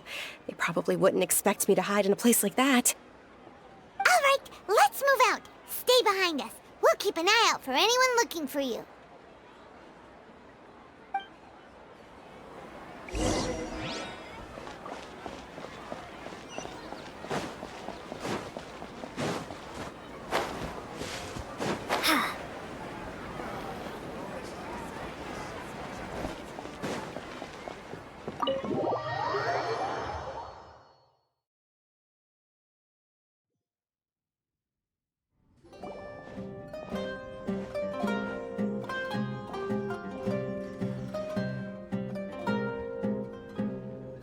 We made it. Oh, they shouldn't be able to find us now. Wait! Stand down, Dia!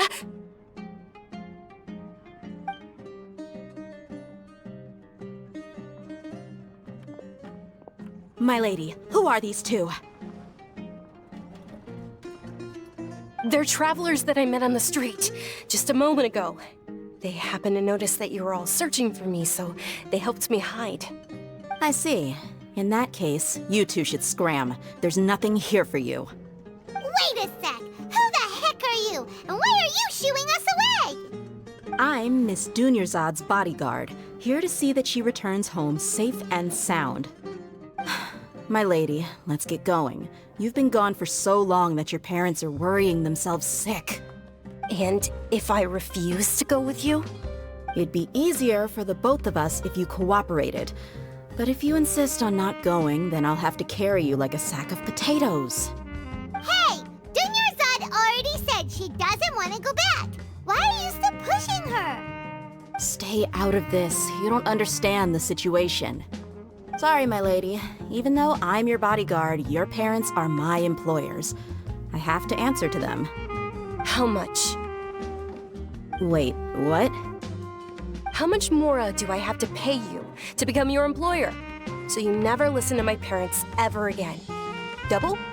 A triple? Give me some time and I'll get that much. My lady, this isn't about Mora. I don't know what you think of us Eremites, but let me say this. I like Mora, but I'll never go against my principles. That's why I'm here looking for you. Sure, it's an order from my employer, but my conscience was also telling me it's the right thing to do. And knowing your health, carelessly running around like this is gonna hurt ya.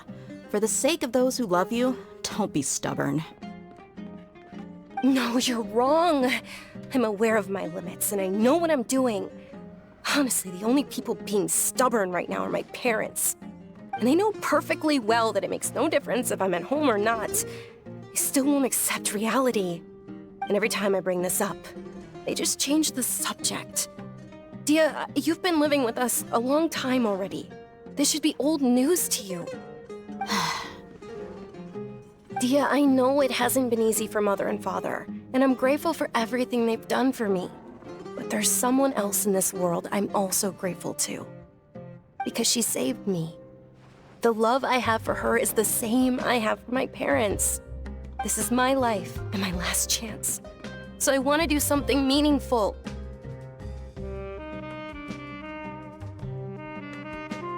My lady, are you sure what you're doing now is meaningful? Yes, I'm sure. At least, it is to me. Fine, I won't ask you to return home anymore. But let me make something very clear. I'm only doing this because I respect your determination, not because I agree with you.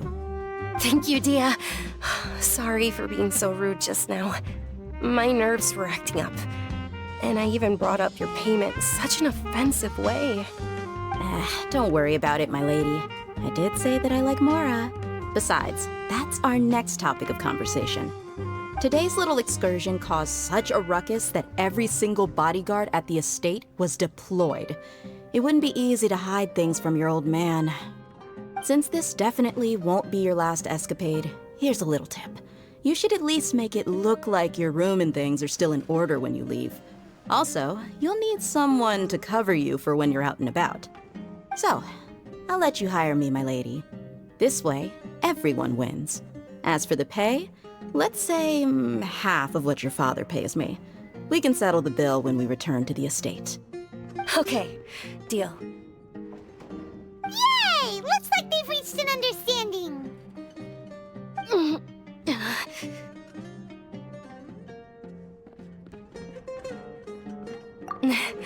I'm fine, really.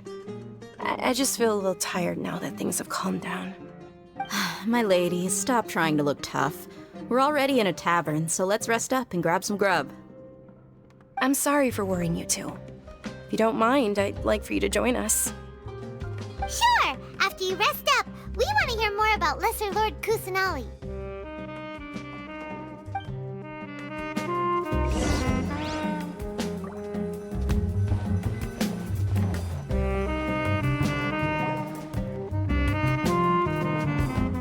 Ha! Well, if it isn't Dia, haven't seen you in nearly half a year.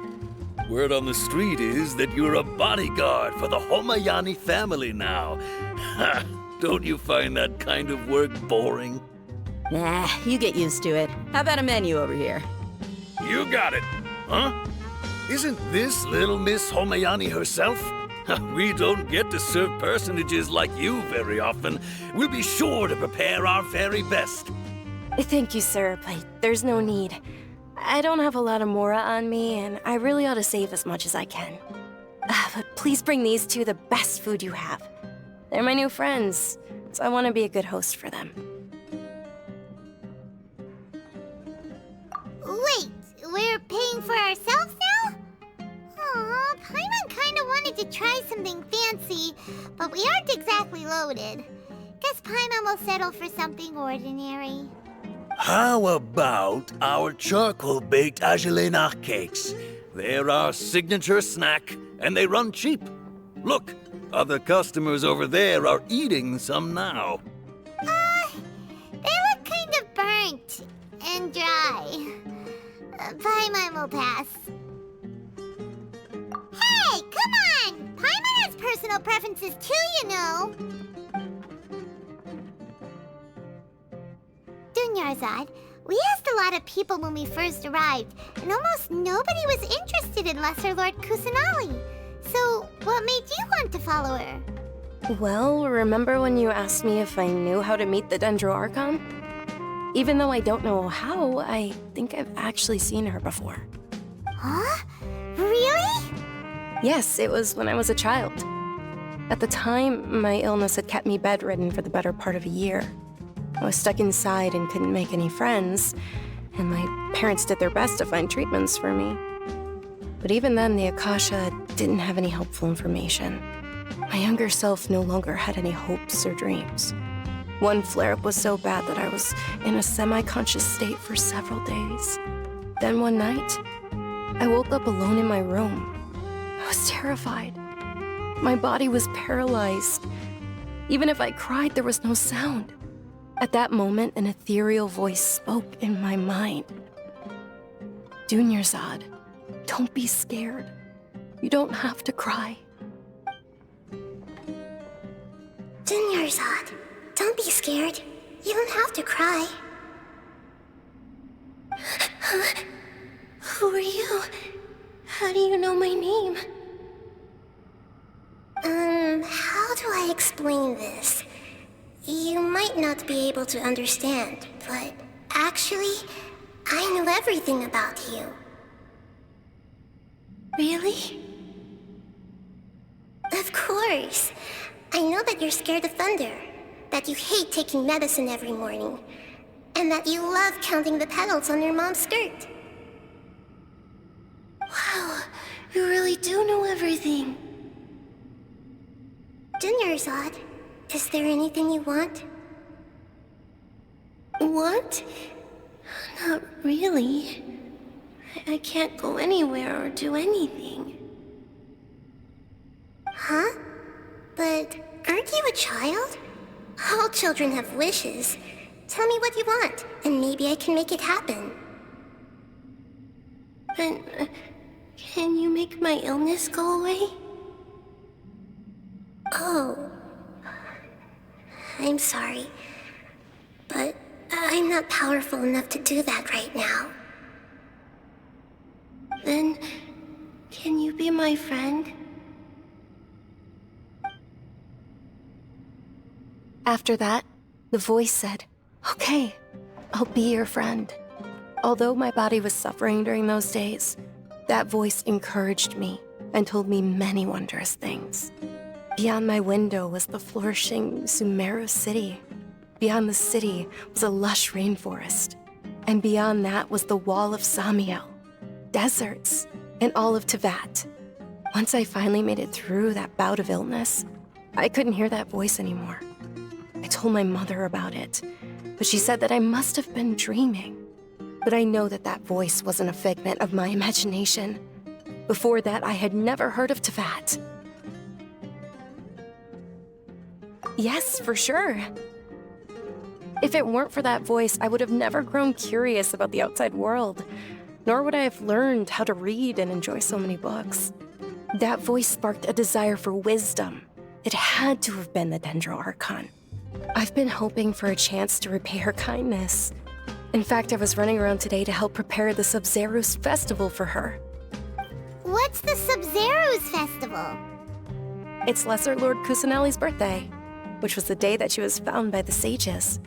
It's actually an old holiday that originally celebrated Greater Lord Rukkhadevata's birthday. When she passed away, the holiday eventually became a celebration of the Lesser Lord's birthday. I heard everyone was overjoyed when they welcomed her back to Sumeru. In those days, the festival was a huge deal. But because of the Academia's influence, people have gradually lost interest in the festival. The Academia actively participates in Sumeru's many holidays dedicated to Greater Lord Rukkhadevata. But when it comes to the Sub-Zero's festival, forget any funding. They practically act like it doesn't exist. Maybe they see Lesser Lord Kusanali's birth as confirmation of Greater Lord Rukkhadevata's death, so they're reluctant to celebrate it. Aw, but that's awful. It is. It's absolutely terrible. Sure, the Greater Lord founded Sumeru, but hasn't Lesser Lord Kusanali been the one quietly protecting us for the past few hundred years? Just remember that we're still out in public. Don't get too carried away now. I know that people over by the Grand Bazaar still hold the Sub-Zero's festival to this day. But I hadn't met any of them before, so I was never able to contribute. But recently, I made a friend there who also follows Lesser Lord Kusanali. I gave her my savings because I want her to throw a wonderful festival this year. That's the least I could do for Lesser Lord Kusanali. Hold on, my lady. Does this friend happen to be Nilu, the one who sends flowers to the estate? Yes, that's her. I saw her leaving the other day with a nervous look on her face. It seemed like she was hiding something in her arms. Did you give her something? Yes. Initially, I didn't have much Mora prepared, so I had Nilu sell one of my skirts. I've agreed with Nilu to meet up at the Grand Bazaar today, and see how things are coming along. Dia, would you accompany me? Sure. That's quite the trip, though. I'll carry you. No, that would be too much, even for you. You might as well just accept the lift. If I let you walk, who knows how long it'll take us. And if anything happens to you, then I'd really never hear the end of it from your father. But of course. Nilu will be thrilled to hear there are more people interested in Lesser Lord Kusanali.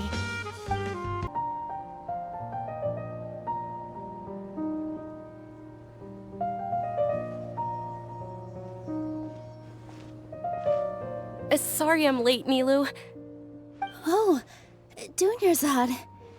It was taking you so long that I assumed you got trapped at home, but you made it in the end. Uh-oh. But if Dia's here, that means you got caught, right? You could say that, but everything worked out. She's on our side now. Not completely. Oh, and who are these two? Oh, meet the Traveler and Paimon, my two newest friends. They're visitors who just arrived at Sumeru City and are looking for information on Lesser Lord Kusanali. So you're followers from another land? That's wonderful. You two absolutely mustn't miss the Sub-Zero's festival. By the way, Dunyarzad, we've already started decorating the Grand Bazaar. It looks spectacular, thanks to your generous contribution. You're very welcome. It's the only thing I could do. Do you still have enough Mora? Probably? But don't sweat it.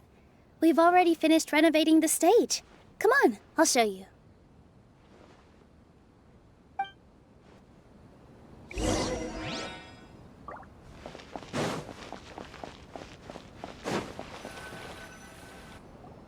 Wow!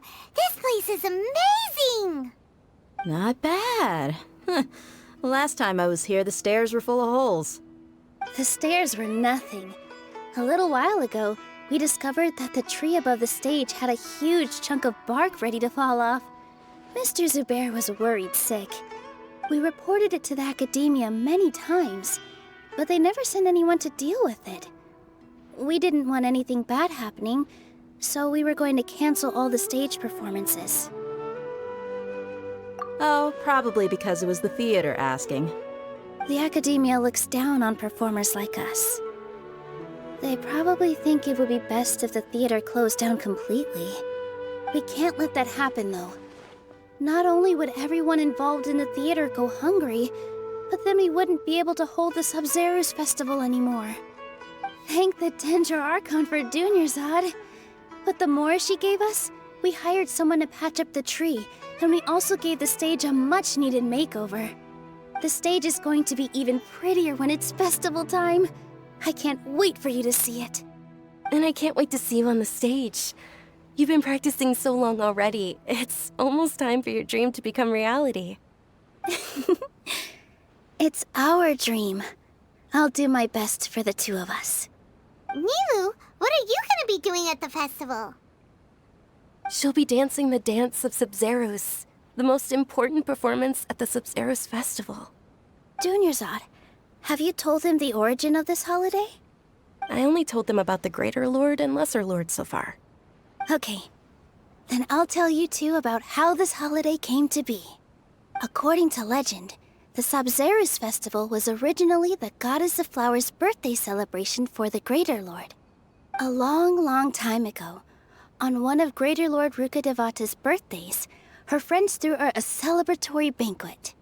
Some of the gods got drunk. One started playing music, and the Greater Lord started singing, so the Goddess of Flowers began to dance.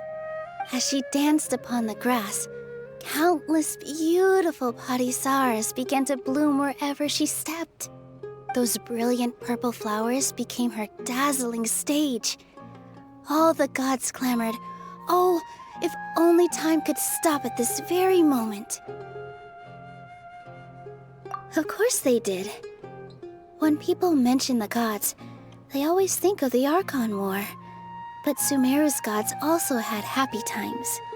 Although they aren't around anymore, they're preserved in our tradition of dance. This outfit I'm wearing is apparently based on how the Goddess of Flowers looked.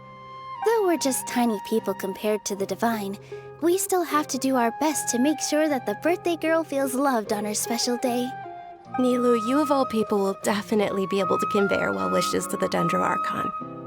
I also noticed that you went the extra mile and scattered parisaras around the stage. They symbolize the Goddess of Flowers, after all. It's just a shame that all the real parisaras went extinct after her death. Yeah. The Greater Lord brought forth parisaras in memory of the Goddess of Flowers, but she ultimately could never truly replicate that beautiful purple.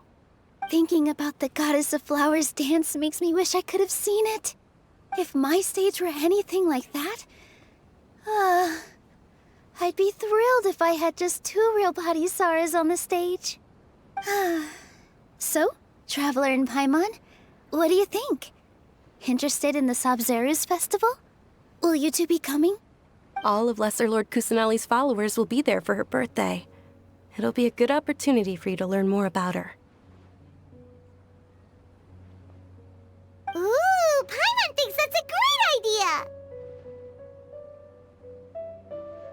Hey, come on! There's nothing wrong with enjoying a festival. Besides, it's Lesser Lord Kusanali's birthday. She'll be happy to have more people who are celebrating it. So how about we all attend the Sabzeruz festival together? Dunyarzad, let me show you which stage decorations we've picked out so far. Traveler and Paimon, if that doesn't sound interesting to you, then feel free to explore the area. Everyone at the Grand Bazaar loves Lesser Lord Kusanali, and we're all looking forward to the Sabzeruz festival. In that case, we'll take a look around.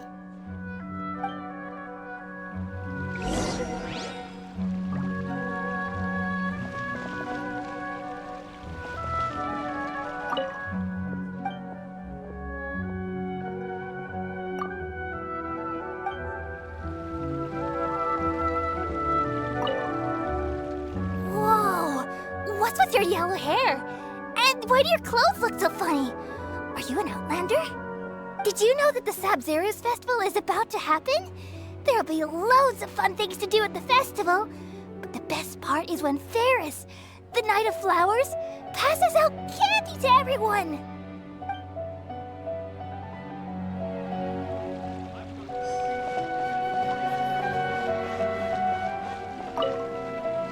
Things are really shaping up, and there's a buzz around the festival this year. We're expecting people from all over to come by this year and buy things during the festivities. Don't be fooled into thinking that Sumeru City has the best of everything. Some festival snacks are only offered here in the Grand Bazaar. And when it comes to musicians, dancers, or singers, the Grand Bazaar's got the best of the best. Sure, those folks at the Academia might not like it, but what's a festival without song and dance?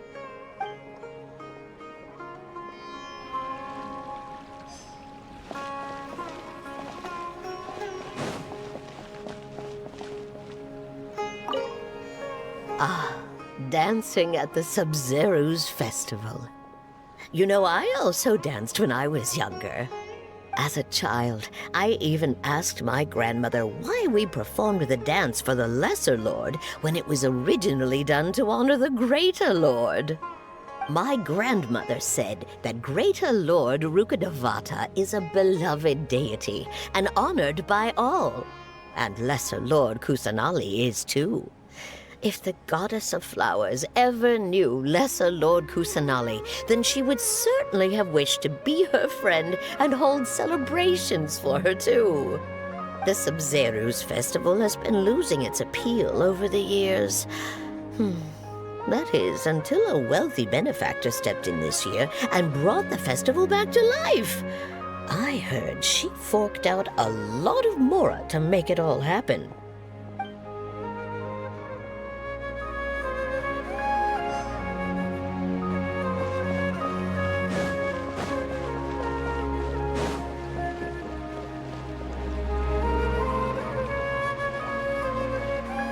Nilu, your outfit looks amazing.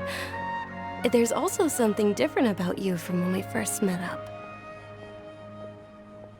I thought I'd add a little extra pizzazz to my dress for the festival. See? Wow, did you sew all that yourself? Uh-huh. Sewing is a fundamental skill for everyone in the theater company because we make all our own costumes. Did you know that Mr. Zubair not only can make costumes, but props too?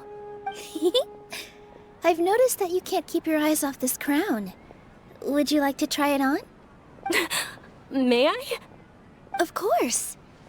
The legends say that the Goddess of Flowers had beautiful horns on her head, so this crown was made to reflect that. Dunyarzad, you look absolutely stunning with it on. It's like I'm looking at the Goddess of Flowers herself.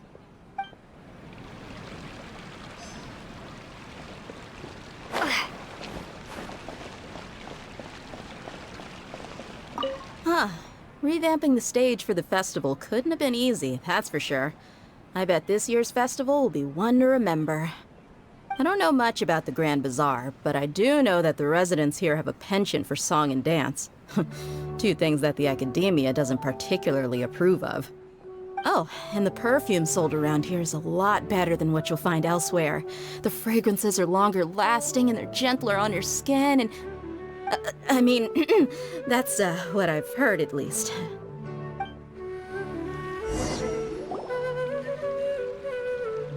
Hey! Is that who Paimon thinks it is? It looks like... Catherine!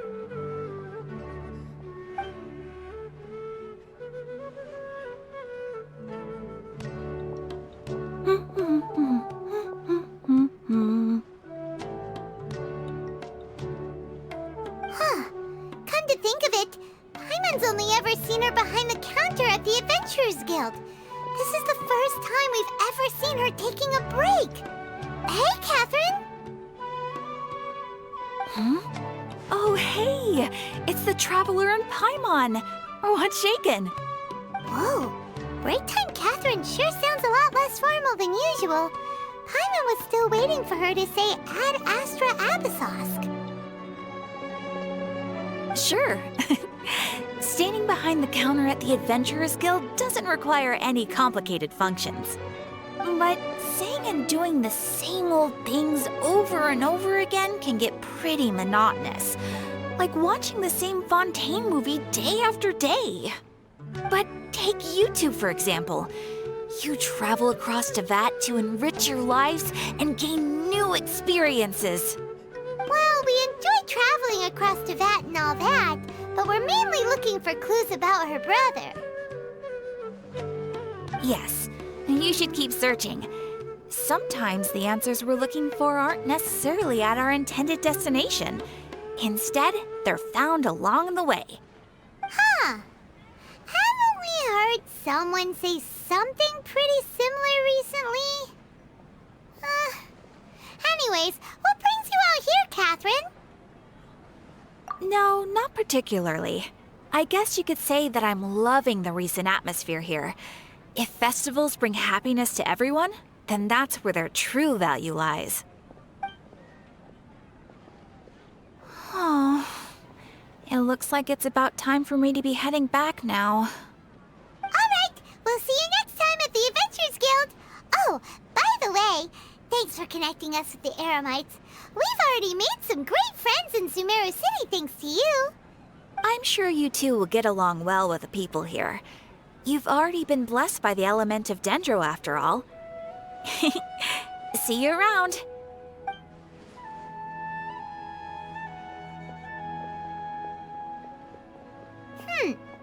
There's something really different about Catherine today. Hey, Traveler. Paimon. Oh, hey, Dia. What's going on?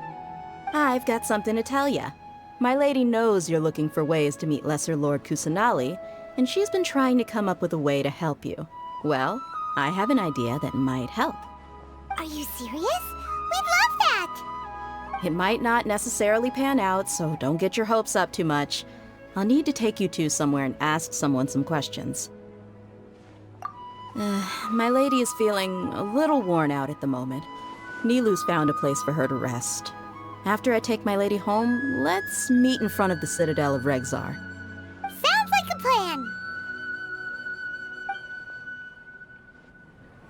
Let's head over to the Citadel of Regzar and wait for Dia!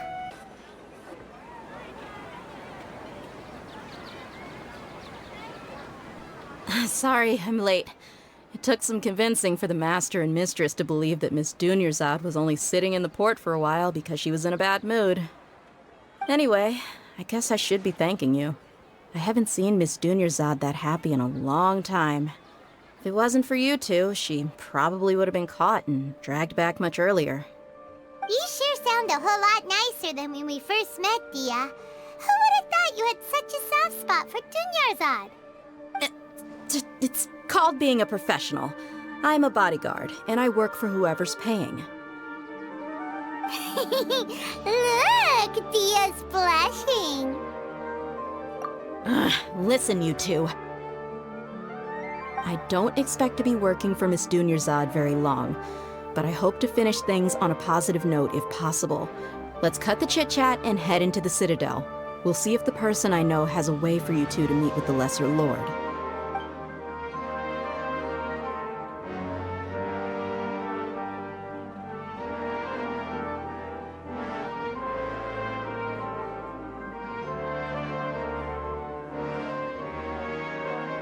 Oh, hey, Chief.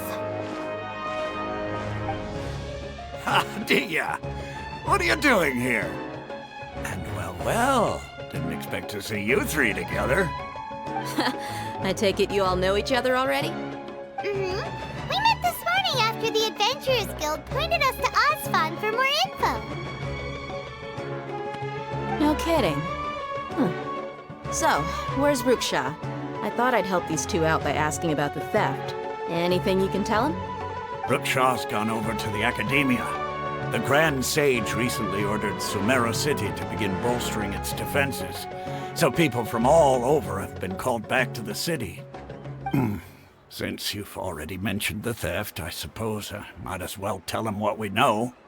Appreciate it, Chief. Theft? Sorry, what the heck are you guys talking about? Just recently, the Academia lost something, and there's a chance the item is connected with the Dendro Archon. This case might just somehow help you in meeting her. I suppose that's one way to look at it. But if you ask me, the case is more about the Academia than anything else. Let me fill you in. The Academia recently sent a convoy to pick up an important package from Aru village. Word got out, and the convoy was robbed on its way back. The Grand Sage took the whole matter very seriously. Not only did he dispatch the Matra, but also enlisted our help in the search for leads. All we know so far is that whatever was stolen is currently in Port Ormos. You two have heard of Port Ormos, haven't you? It's the largest commercial port in all of Sumeru. You can travel there by leaving Sumeru City and heading south along the river. The Academia's grip isn't long enough to reach all the way to Port Ormos, so the city's a little more laid back, meaning the population's also a mixed bag.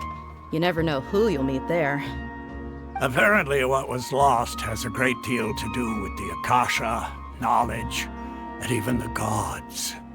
I'm afraid I don't have any other details for you, though. If you're interested, maybe you can head to Port Ormos and ask around yourselves.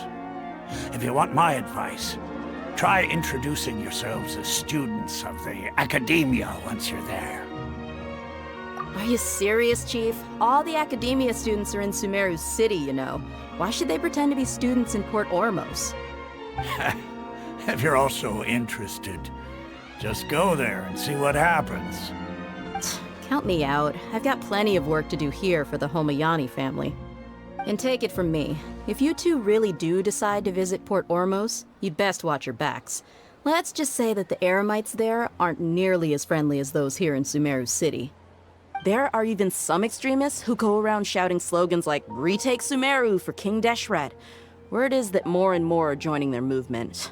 They're becoming a real headache for Chief and the others. You bet they are.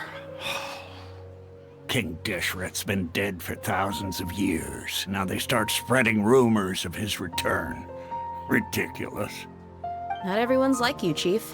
Even the desert natives who abandoned their homes in the wilderness still wish to have a god of their own. Well, Traveler, that's about all the information we have for you.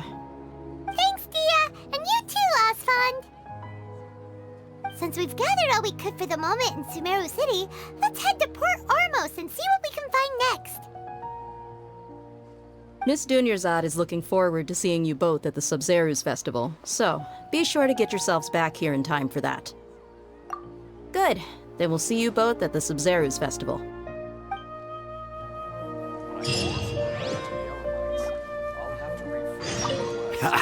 You two must really be something if you've got Dia the Flame Mane speaking on your behalf.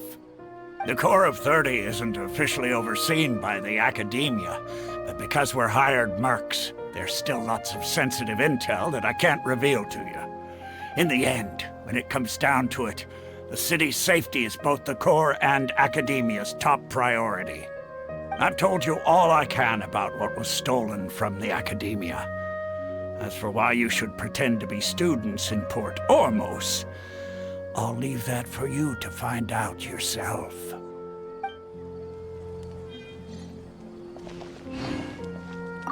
It's been a while since I visited the Citadel of Regzar. I'll catch up with Chief for a bit before I head back myself. He really did a lot for me in the past. Remember, to get to Port Ormos, just follow the river south from Sumeru City's port. Just be sure to take care of yourselves out there. We'll meet again at the Sub-Zerus Festival.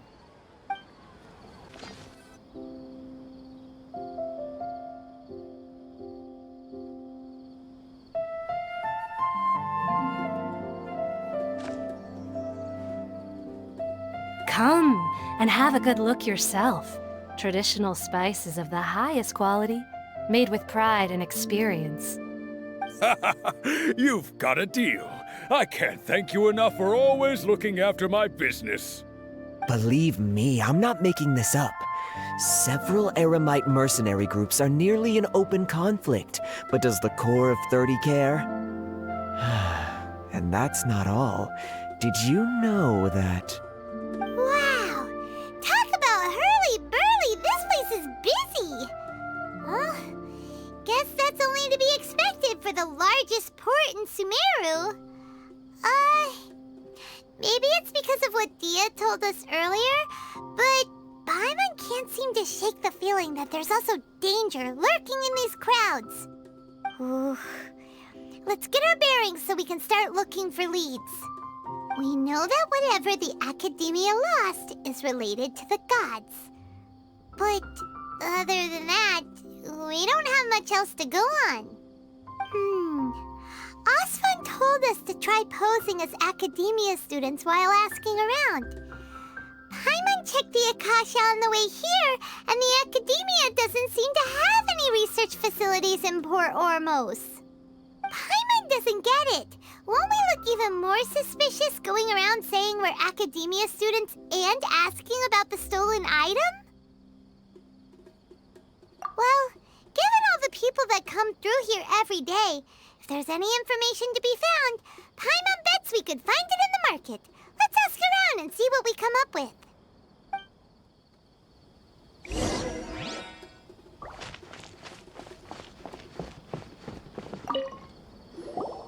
Welcome. Welcome.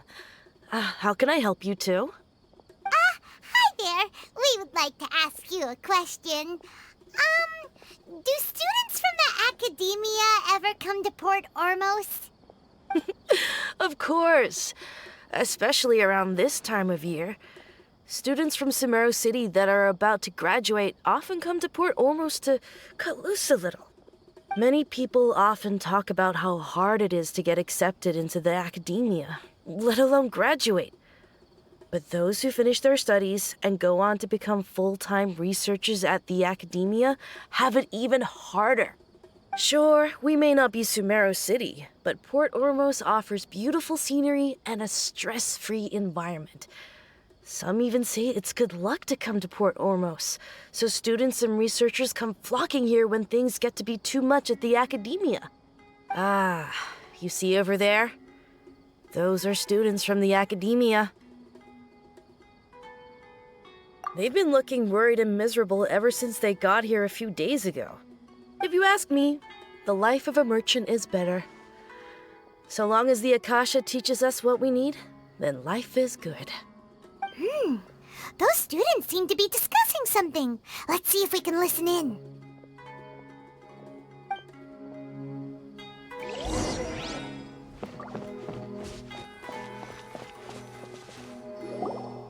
It's no good. I've tried asking around, but I haven't been able to learn anything useful. Not to mention that a bunch of scary-looking Eremite mercenaries have been posted along the streets now. There's been a lot of fighting between the different Eremite factions in Port Ormos. If we choose to move on our own, then it would be wise to steer clear of them. Especially the group that's constantly shouting some stuff about King Deshret and some resurrection. I've even heard that the Citadel of Regzar is starting to get fed up with them. What was that group called again? Ein something or other? They're called Ein El Ahmar. Today, I heard that the thing we're after might be in their possession at the moment. Wait, come again? Don't you see? Many of the Eremites in Port Ormos deal with trading this kind of thing. They're usually pretty wary of outsiders, but not so with students of the Academia. It's because the kind of goods that students are looking for aren't the kind of goods that Eremites are after. As long as they know you're a student, then deals can be made. I've heard that Ein El Hakmar likes to set up shop at the Jafar Tavern. Supposedly, if you're willing to part with 500,000 Mora, they'll give you info on anything. Wait, did you say 500,000? If information alone costs that much, then how could we ever afford to buy what we're looking for? I guess we might as well give up on trying to graduate this way. I wouldn't worry too much. Our field of research is very niche. Who else could possibly be after that kind of shady knowledge? I bet it's practically worthless to anyone aside from us. Well, I guess that makes sense. Then the only thing left for us now is to find a way in. Why don't we all just pool our money together and pay for the information? Whoa! Did you hear that? A niche field of research and shady knowledge? It all sounds pretty suspicious to Paimon. Is knowledge something people just buy and sell like that? So, what's our plan? Wait, didn't you hear what they just said? Buying information is going to cost us 500,000 Mora! Have you lost your mind? Oh, all right. Paimon never thought she'd agree to parting with that kind of Mora. But if you know what you're doing, then we should give it a shot. This is the place we heard those students talking about. Let's find a seat somewhere and see if we can spot the group they mentioned.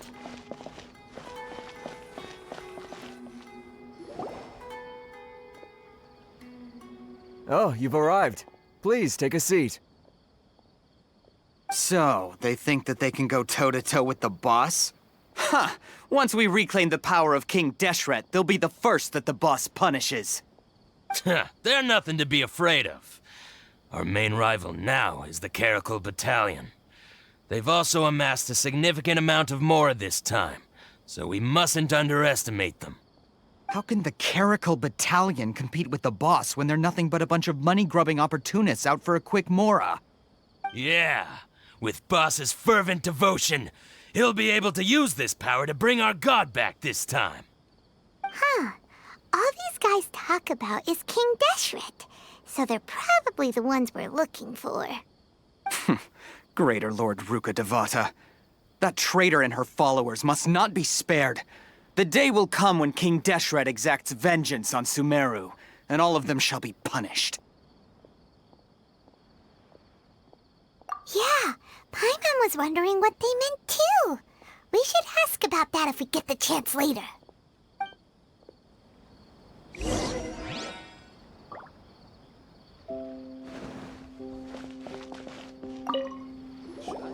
Huh? Who are you? What do you want? A student? Huh. What's a student from Sumeru City doing in Port Ormos?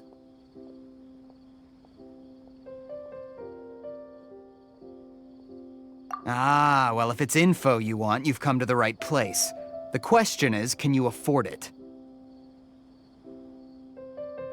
Oh, Paimon can't stand to see so much more go. But there's no other choice right now. Here, this is the merchant's address. Whatever you're looking for, you'll find it there. Hmm? Well, what are you waiting for? Oh, that's right! We heard you mention King Deshret just now. We're actually interested to know more because we're, archaeology students! Fine. Since you've already handed over the Mora, I guess I can throw in a little extra info. As you can see, members of Ain al-Ahmar are devout believers of King Deshret. Years ago, King Deshret founded the great desert nation that was our homeland. It was an advanced civilization, far beyond anything you'll see in present-day Sumeru. King Deshret was the rightful god of wisdom, but he was betrayed by a companion he trusted. She even stripped him of his title, God of Wisdom. So, you mean the traitor was... Greater Lord Ruka Devata, yes. That shameless wretch destroyed King Deshret's civilization, and our ancestors were forced to flee to this land where we were made to suffer the tyranny of our enemies. Furthermore, she conspired with the Academia to cover up the truth of her actions, and create the merciful and benevolent facade for which she is now known. Ugh, just thinking about it sickens me. But the story doesn't end there, oh no. King Deshret isn't truly dead. The voice of the Oracle has been heard in the desert, prophesying his resurrection. Mark my words, our god shall return. And when that day comes, all followers of the traitor and all the desert dwellers who have forgotten their true god will suffer retribution together. If what I'm saying makes you shiver with fear, it might not be too late for you to become a believer of King Deshret.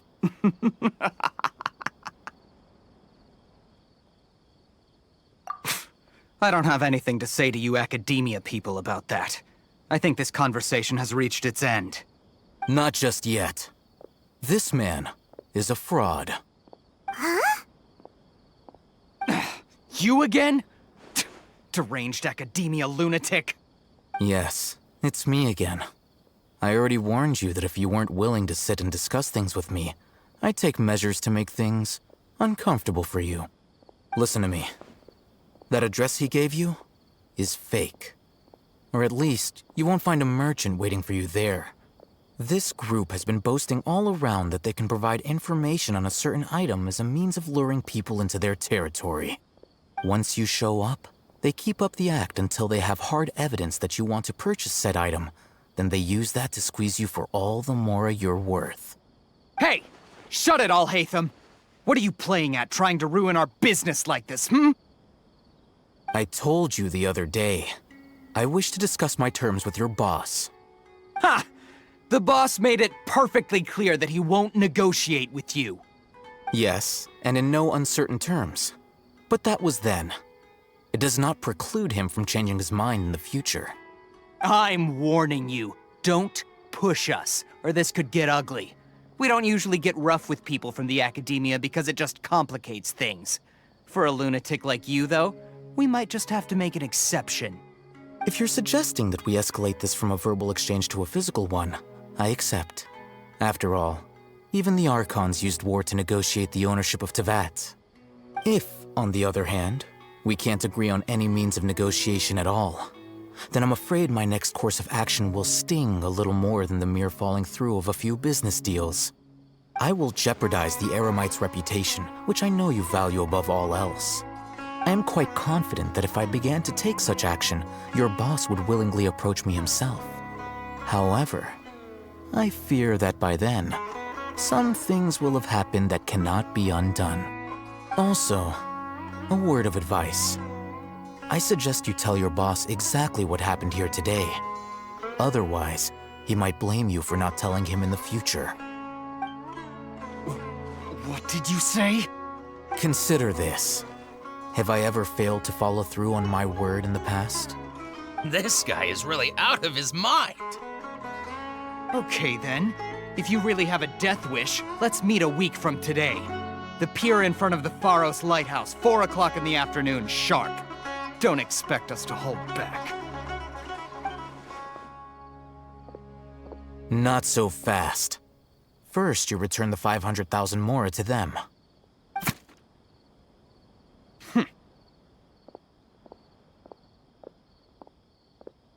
Please, I beg you, don't provoke them. We can't afford any trouble with this crowd. They haven't even paid for their food yet. Ah, Mr. Iman. There appears to be fewer staff in the restaurant recently. This wouldn't happen to be because they're all busy spreading the word to the students, would it? Well... Someone who chooses to do business with a group like that really can't afford to get so flustered the instant someone confronts them about it.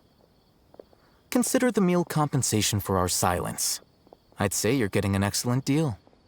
Whoa, did you see that? He not only got us our Mora back, but sent the Emirites running too! Plus, he seems to know a lot about what's going on around here. Let's catch up with him and ask some questions! He went that way! After him! How can there be Kaimagi here? Please, just leave. Forget the cost of the meal. Just, pretend nothing happened today.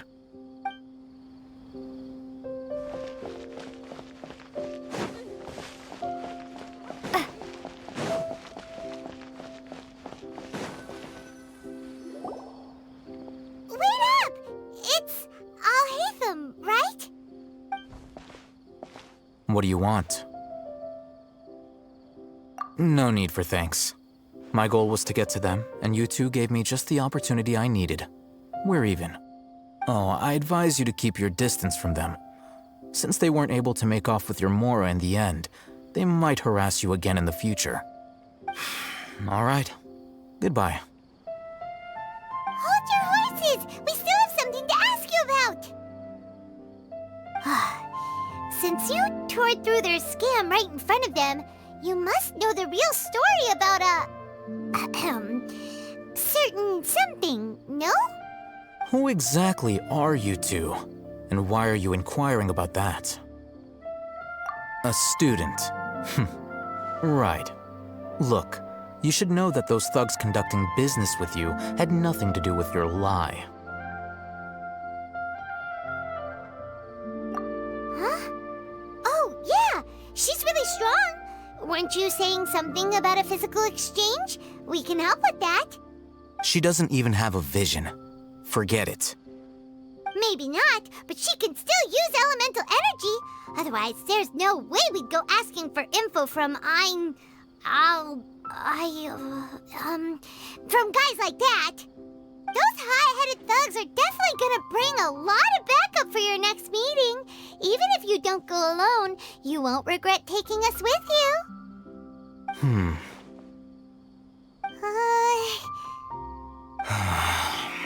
All right, I accept. Got a pen and paper? If you're searching for someone who sells that kind of merchandise, I'll give you one of their addresses, and you can try your luck.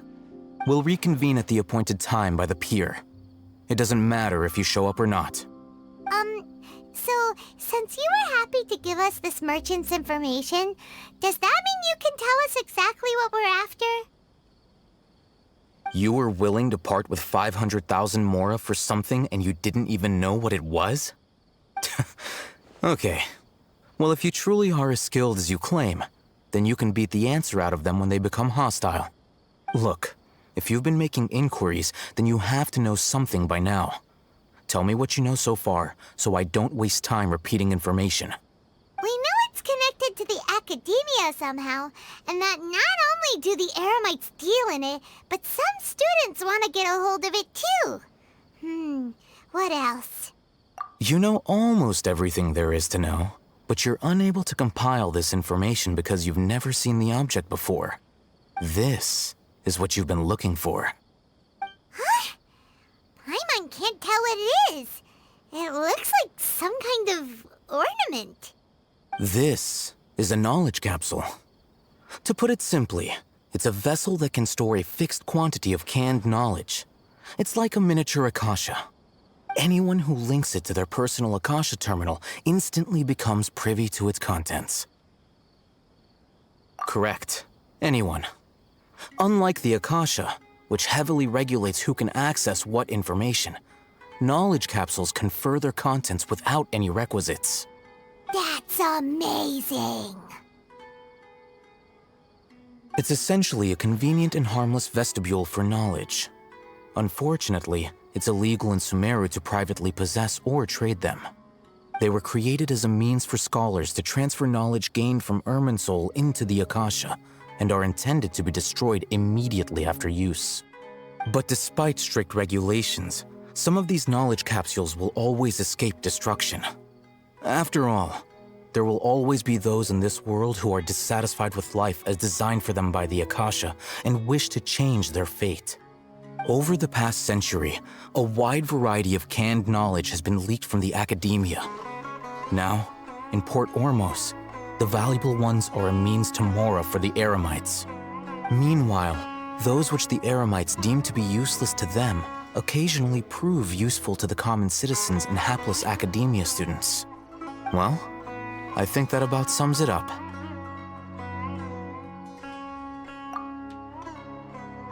Oh, so that's your true objective. With our current arrangement, I don't believe I can offer an answer. You're still resolved. Fine.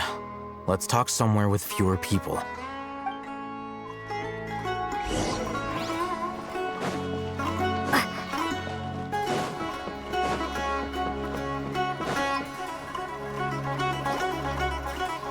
Let's continue our conversation here. If you wish to learn more about the knowledge capsule that the Academia lost, then you must help me with something. I need you to find someone named Dory, a traveling merchant. Unlike the peddlers who hawk inferior knowledge capsules, she often has quality goods in stock. Some say that as long as there is profit to be made, there is nothing she won't dare to sell. She's guarded against people from the Academia because most of her wares don't comply with Academia regulations. I think she blacklisted me. I met with her informant, but it soon became clear that they had no intention of letting me get any further. Become one of Dory's customers and earn her trust. This is my condition for further collaboration. Why do you want us to meet with her? Until you complete this task, you don't have question privileges. Fine. So how do we go about doing this? You two are Outlanders who haven't been here for long, so Dory should view you as safe clients. I'll give you the informant's address and their contact password. Beyond the password, though, I have no way of knowing what other tricks she might have up her sleeve. You'll have to improvise. This is kind of nerve-wracking. The true challenge begins after you meet her. She has a keen nose for mora and a shrewd eye for wares, and she only likes customers who she deems to have good taste. I'll prepare some funds for you. Buy her highest quality wares and earn her approval. But we only just saw a knowledge capsule for the first time. We don't know how to tell which ones are good and which ones are bad. Is that something we can learn quickly? That's true. Have you two heard of elemental sight? Oh, that's a surprise. Guess I'll have to hold you in higher regard. Anyway, that ability should resolve your issue.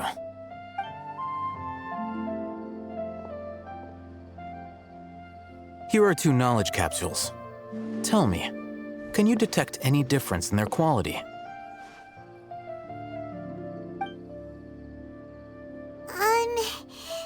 They look the same to Paimon. Try inspecting them with elemental sight. How'd it go? Did you see anything? Rumor has it that higher quality knowledge capsules generally appear brighter when viewed through elemental sight. That's because knowledge originates from Irminsul, the root of Dendro power itself. The more powerful the knowledge, the richer it is in Dendro energy. However, some canned knowledge with a high concentration of elemental energy is of little use in contemporary times, so those capsules are of little value. Using elemental sight is merely a stopgap measure, but it should suffice for earning Dory's trust. That sounds pretty impressive. Here's a sheet with the informant's location and contact password, and here is the mora for purchasing canned knowledge. Don't be cheap. You'll need to spend to catch Dory's eye. If there's any mora left over, just keep it. Oh, and be sure to exercise some caution. There have been Matra present in Port Ormos lately. Your efforts will be for naught if they catch you. Matra?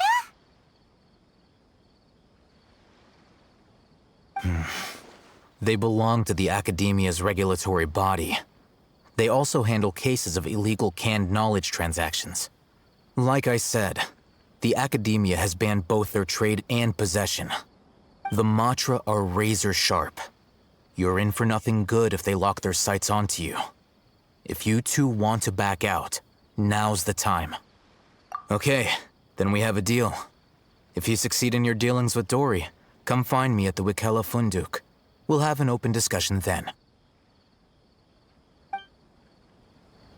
Looking at what Al-Haytham wrote, Dory's informant is a traitor near Old Ormos. Let's follow these instructions and try to get in contact with him.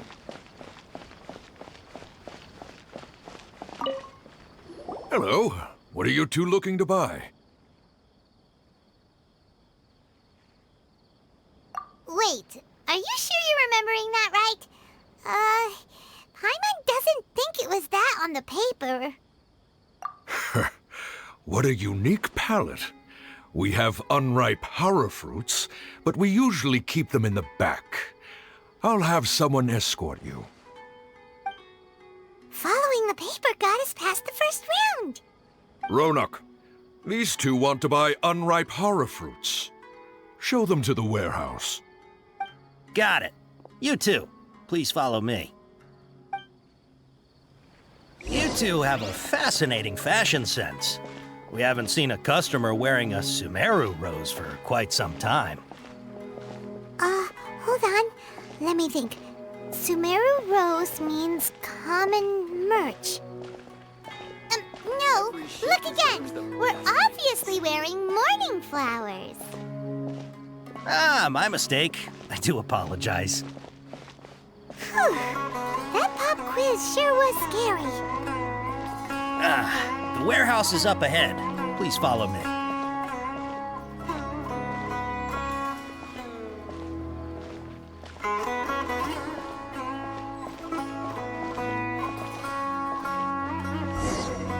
Before I retrieve your products, I need to confirm a few things. Please forgive me, but we may not have sufficient stock for you today. Earlier, many of our hara fruits were taken by mice. Thanks. If better goods come in, you'll be the first to know. You look like you have some skill. Why don't I pick out some fruits that'll make you dizzy? Yep, that's the right answer. But eating hara fruit that makes your head and ears ring sounds like a bad life decision. Would you like your hara fruits to be packaged in the Sumeru City or Port Ormos style? Wow, you 2 sure are generous customers. We'll be sure to package your products beautifully. Okay. Everything has been confirmed. Miss Dory is waiting for you up at... Shoot! It's the Matra! Run! What? The Matcha? Where? Oh, Hatham said we're done for if they catch us. We gotta get out of here. We don't know this area, so let's follow that informant.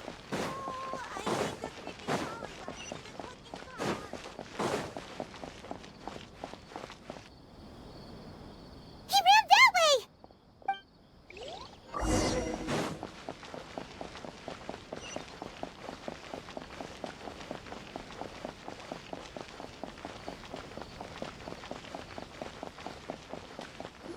Look, he's over there.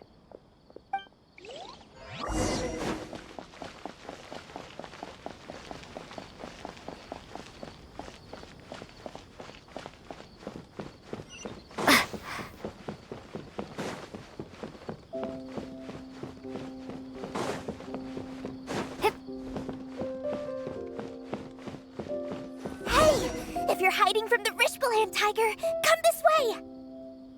Another password! Huh? Oh, that voice came from behind the building on the right!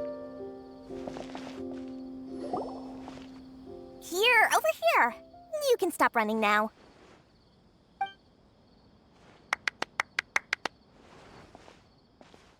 So you were the one who was calling out to us just now. But, are we definitely gonna be safe here? These two good customers wish to buy some horror fruit, Miss Dory. And if there's nothing else, I'll just excuse myself. Oh, very good. Thank you. Huh? Wait, you're Dory? Paimon sure thought you'd look a whole lot scarier. Hey, what are you trying to say, Princess Pea-Brain? I can be scary enough when I need to be, believe you me. If you don't watch what you say, then you can forget about doing any business. But it seems you two have actually done pretty well so far. Not only did you manage to find the informant, your reactions were also pretty sharp. You don't really look like criminals or anything, but I bet my Mora that you've been involved in some shady dealings, haven't you?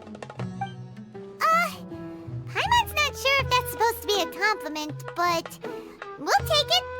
I can't risk doing business with people who start huffing and puffing after just a few paces, no matter how much Mora they might have.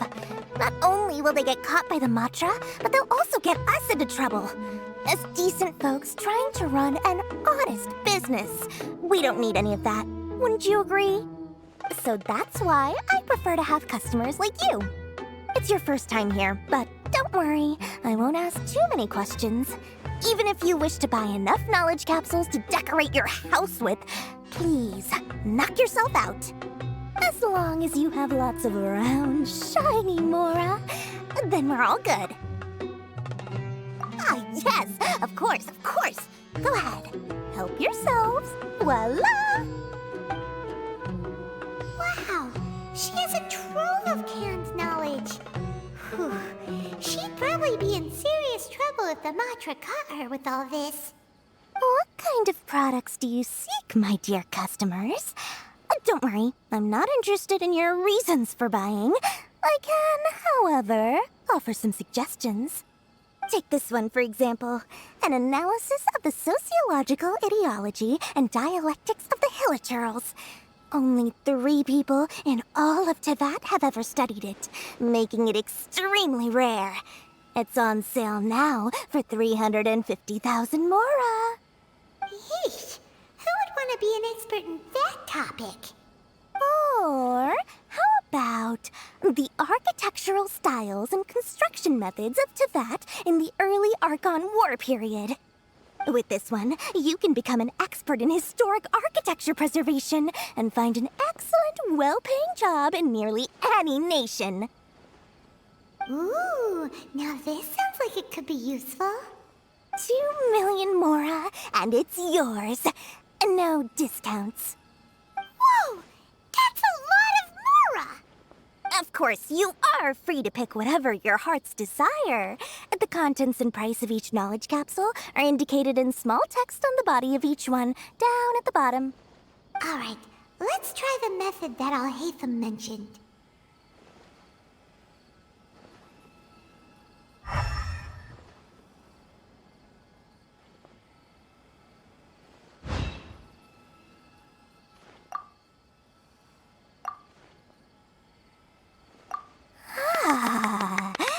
You've really got a good head on your shoulders, and quite the eye for quality.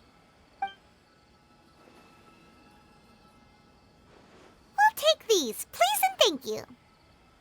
My, oh my! You are blessed with a taste for both the exquisite and the extravagant. Customers like you are a rare breed. 1 in 100. No, 1 in 1,000 even. Listen, I have a special offer for you two. If you spend just 100,000 mora more, you can pick any knowledge capsule of your choice up to a value of 1 million mora. Say what now? Hey, did you hear that? Spend another 100K and we get a capsule worth a whole million! But all the canned knowledge we just bought is easily worth 500,000 mora. If we spend just a little more, we can get something worth 1 million mora. Isn't that a fantastic deal? Think about it. We've gone to all this trouble to get this canned knowledge. And so far, everything we bought belongs to Alhaitham. Aren't you even the least bit curious about how this whole canned knowledge thing works? We're talking instant knowledge here. Don't you want to try it yourself?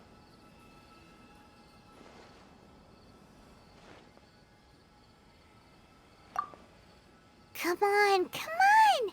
We still have around 100,000 of Alhaitham's mora left, so let's put it to good use by finding something useful for you. Ahem! You've got a deal, Dory! We'd like to spend an extra 100,000 mora. Excellent! Then please, select from this fine collection of canned knowledge over here.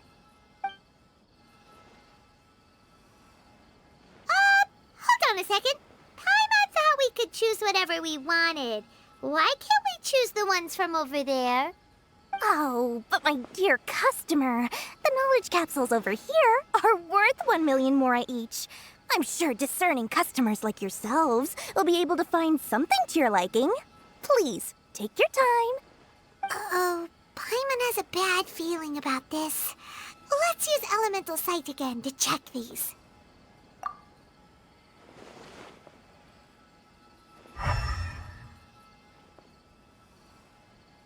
So, what did you see?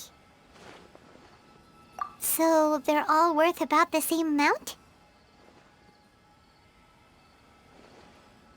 Well, anyway, the mora's already been spent, so let's at least try to find something useful. Let Paimon take a look here. An introduction to traditional Sumeru brewing techniques, the art of growing spices, an overview of ancient runes. Oh, how about this one? Sword Fighting Techniques 8. Not sure we'd ever find volumes 1 through 7, but at least this knowledge should be useful, right? Let's go with this one. Dory, we'll take this one. All right, very good. I'm expecting some new goods in the next couple days, so be sure to check back again soon. Whether it's canned knowledge or anything else you need, bring your mora to Dory and doors will open. Our dealings with Dory went smoothly enough. Let's head to Wakala Funduk and meet up with Alhaitham. Hopefully now he'll finally tell us about what the Academia lost. Mora, mora, shiny mora. Please come back anytime you need something.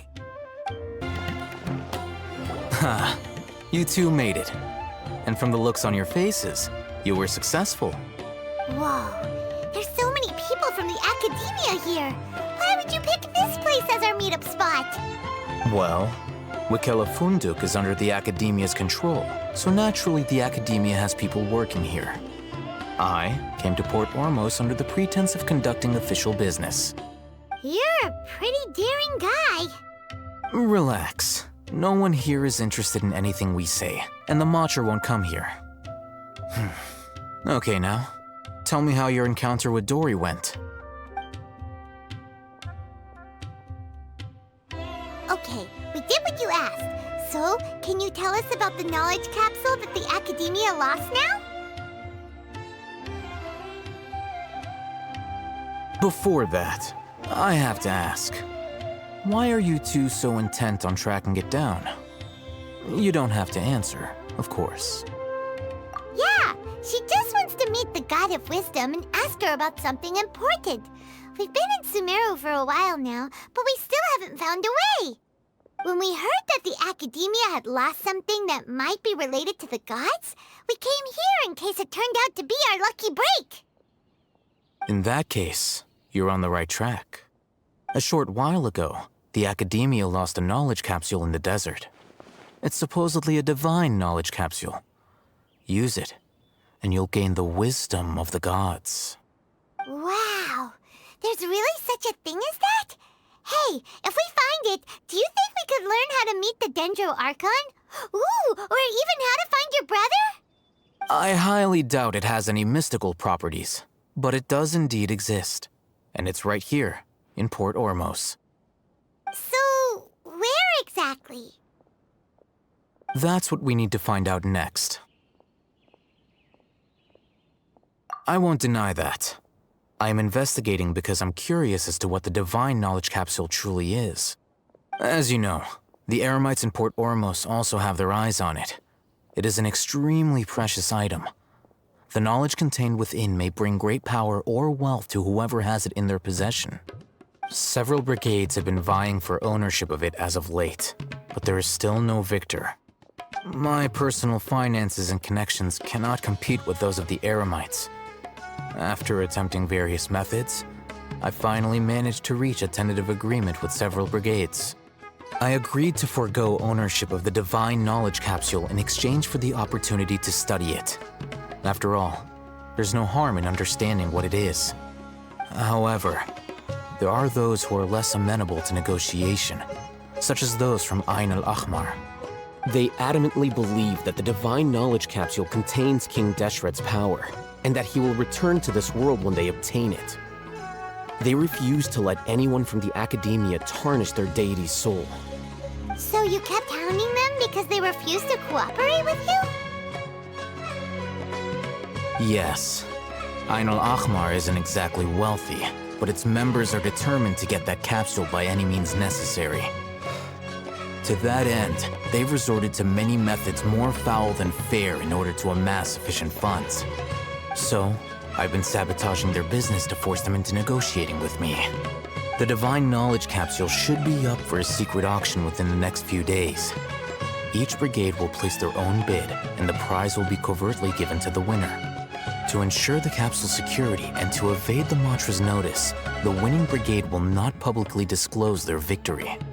Unless I know whose hands the Divine Knowledge Capsule ends up in, my agreements with them will fall through. Dory is the most reliable source of information, but that avenue was previously closed to me. With you on board now, the situation is different. In other words, you wanted us to befriend Dory so you could find out where the Divine Knowledge Capsule is. Yes, you can say that. But this arrangement harms none of us. The day after tomorrow, go back to Dory and try to purchase information on the Divine Knowledge Capsule's whereabouts. If she has no information, wait 2 days and approach her again. If I get the opportunity to study the Divine Knowledge Capsule, I will relay my findings to you. Will that suffice as compensation? Okay, then we'll meet up in 2 days. Alhaitham, before you go, we actually bought a knowledge capsule for ourselves, but we're not sure how to use it. You two want to try using a knowledge capsule? Sure, I can teach you. Doing so right under the Academia's nose is a bit problematic, though. What do you say we head to the outskirts of town? All right, this place works. Show me the capsule you purchased. Here. Sword Fighting Techniques 8. Huh. A combat class knowledge capsule. This class is something of a rare find these days, since most have been taken by the Eremites to augment their battle capabilities. Really? Ah, yeah, what a great buy! If you want to determine the efficacy of this capsule, I can evaluate your combat ability. However, effects will likely be minimal if you already possess a high amount of strength. We can conduct a controlled experiment where you fight 2 battles, One before using this knowledge capsule, and one after. While you fight, we can use an Akasha terminal to monitor your various physical parameters. There may be variances in your physical strength between the two tests, as well as a disparity in your opponent's abilities. But don't worry. I'll run statistical analyses afterward to mitigate any confounding effects. Wow! Ahitham! You must have been one of those guys at the academia who got top grades on everything. Paimon's curious about something, though. You definitely weren't one of those students who needed canned knowledge to graduate from the academia, right? So why are you risking getting caught by the mantra for this capsule? When you are unable to understand a researcher's actions, most cases can be attributed to curiosity. This is but one theory. Sounds like you're trying to avoid the question. All right, let's begin the test. Just fight as you normally do.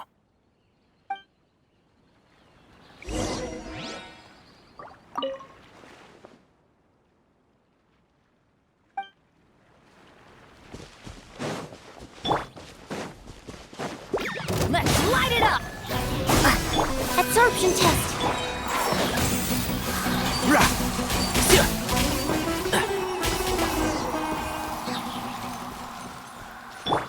Off we go! All right. I'll link your Akasha terminal to record data. The next step is to use this knowledge capsule. Hold it in your hand. I'll help you establish a connection with it so you can activate its power.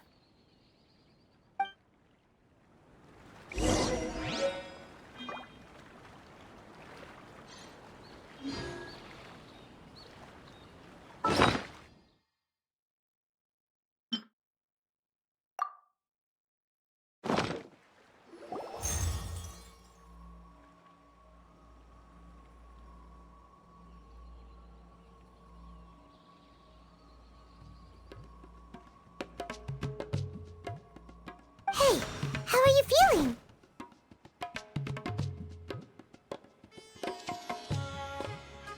You mean that it worked? All right. Time for round 2. Fight with the same composure as before.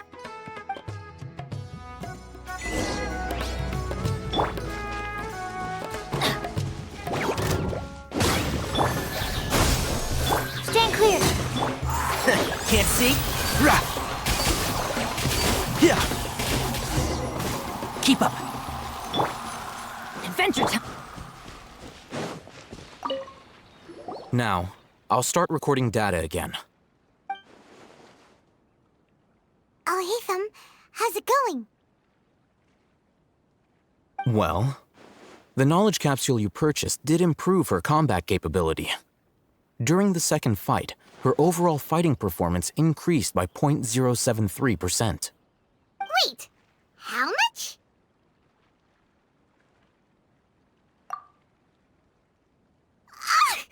Dory's such a jerk! She totally scammed us! 1 million mora? This thing isn't worth a tenth of that amount! Of course, this could be because she is so powerful that the capsule's contents were unable to produce a substantial increase. At the very least, this test allowed me to gain more insight into you two. Our deal seems increasingly worth my investment. I'm heading back to Ikela Funduk. I await your response in 2 days' time. This is Mora for when you ask Dory for information. Pay her as much as she requests. Let's see Dory today and ask her about where the divine knowledge capsule is.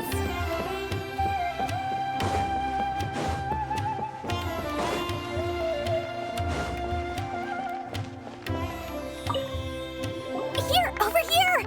Oh, welcome back, my loyal patrons. What can I do for you this time? You name it. Canned knowledge, supplies, or anything else you need. I'll find a way to get it. Where there's a waterfall of Mora, there's a way. Can you really get us anything we want? Anything at all? Aha! So it appears that canned knowledge alone is no longer sufficient for your opulent appetite. Then please oblige me. Tell me what you have in mind. Oh! I knew customers with pockets as deep as yours would undoubtedly crave something more profound than ordinary canned knowledge. But you know, that kind of information isn't going to be cheap.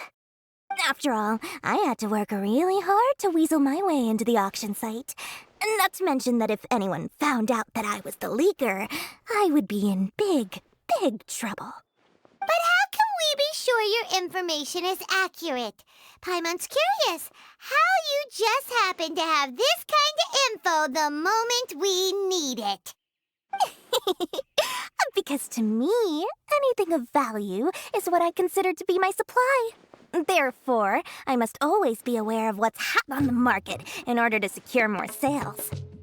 As for the information's authenticity, well, you've no need to worry about that. I used a camera to take a picture of the transaction. That way, no one can dispute it. It's always a pleasure doing business with such sterling patrons. Now that you've paid in full, here's the scoop. The Divine Knowledge Capsule was purchased yesterday by a certain Misery, the leader of Ain el-Ahmar. Ain el-Ahmar? You mean the Eremites who worshipped King Deshret? Ah, so you're already familiar with them.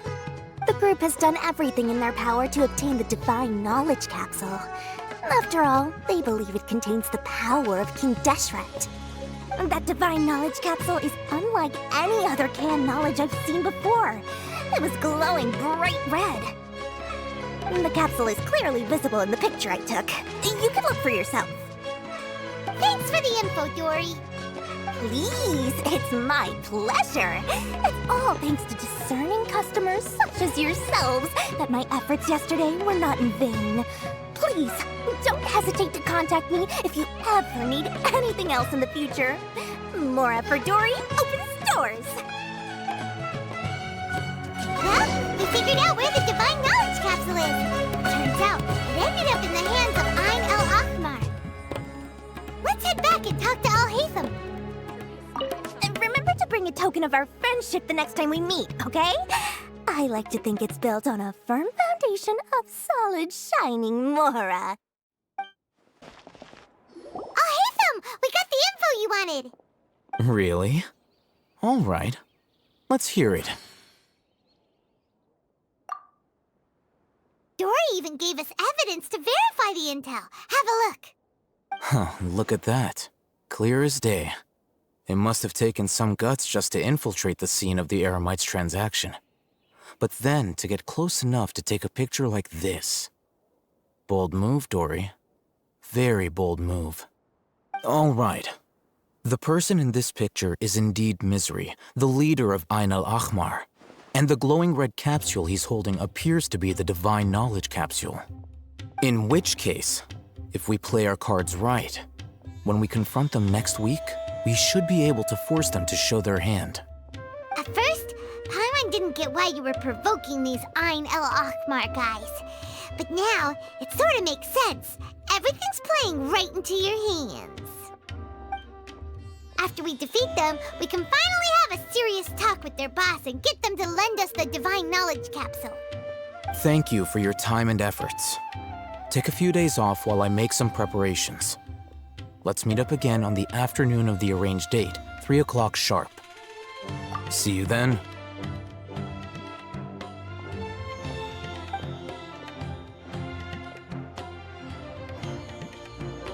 Al-Haytham sure is taking his time. Where could he be? Oh, there he is. Sorry to keep you waiting. Let's head to the pier in front of Pharos Lighthouse. Yep, let's go. Al-Haytham. I knew you were crazy, but I didn't know you were crazy enough to actually show up. It was I who demanded that these negotiations take place. I was more worried that you might go back on your promise. But to your credit, it appears that you're sticking to your word. This is turning into quite an occasion. I also brought some backup. I assume you don't mind. Backup? Aren't you the brat from the restaurant the other day? You've come to support this lunatic because he helped you out? Fine, your funeral. I'm not going to mince my words. Once we're done with you, you'll be nothing more than fish food. Get 'em, boys!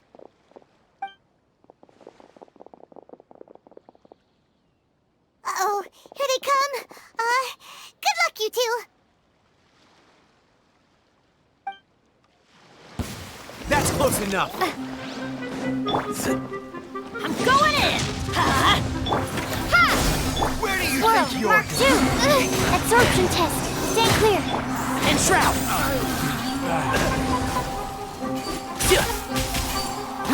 I hear everything!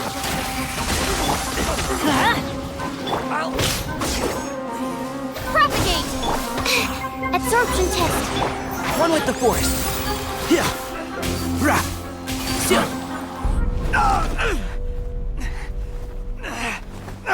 Academia scum!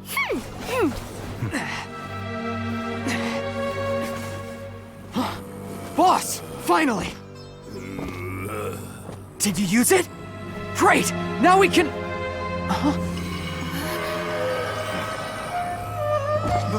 Boss?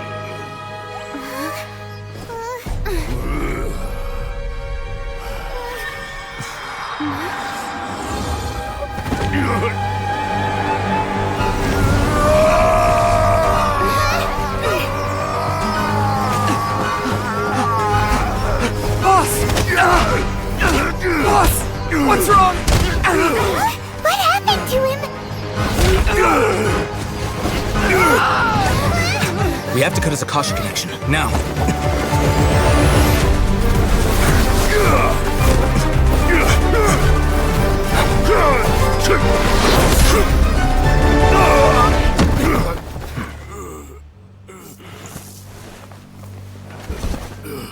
Target acquired! Arrest him!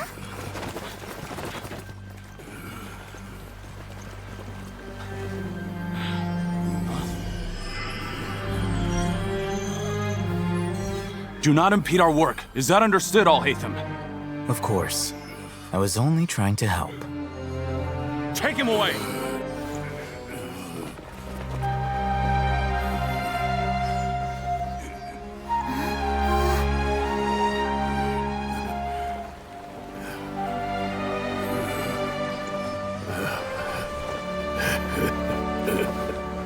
World, forget me.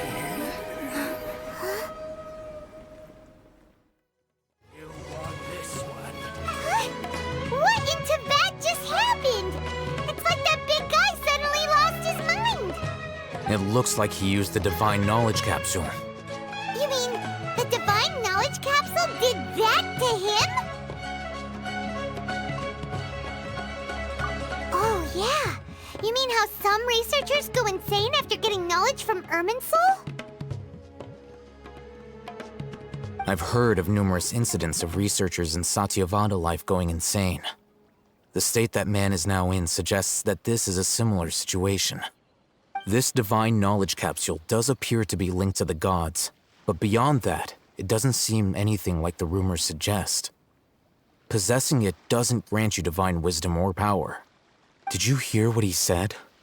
World, forget me. What could that possibly mean?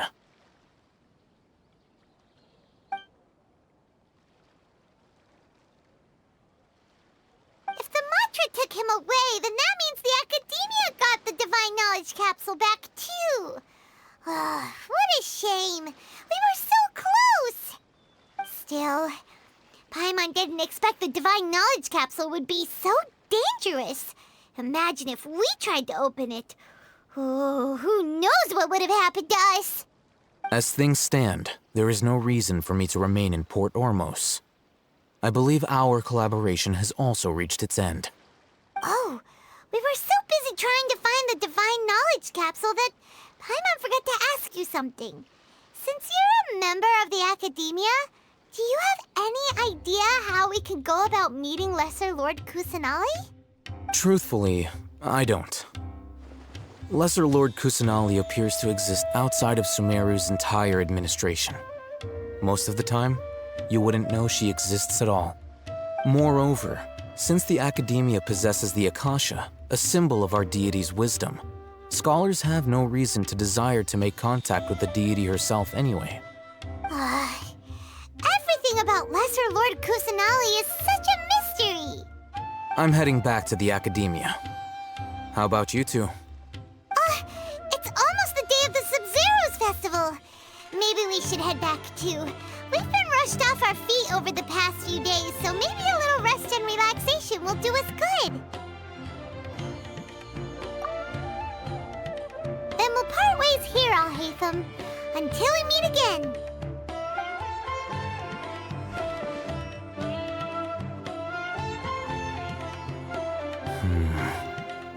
Now, do I deal with this thing first?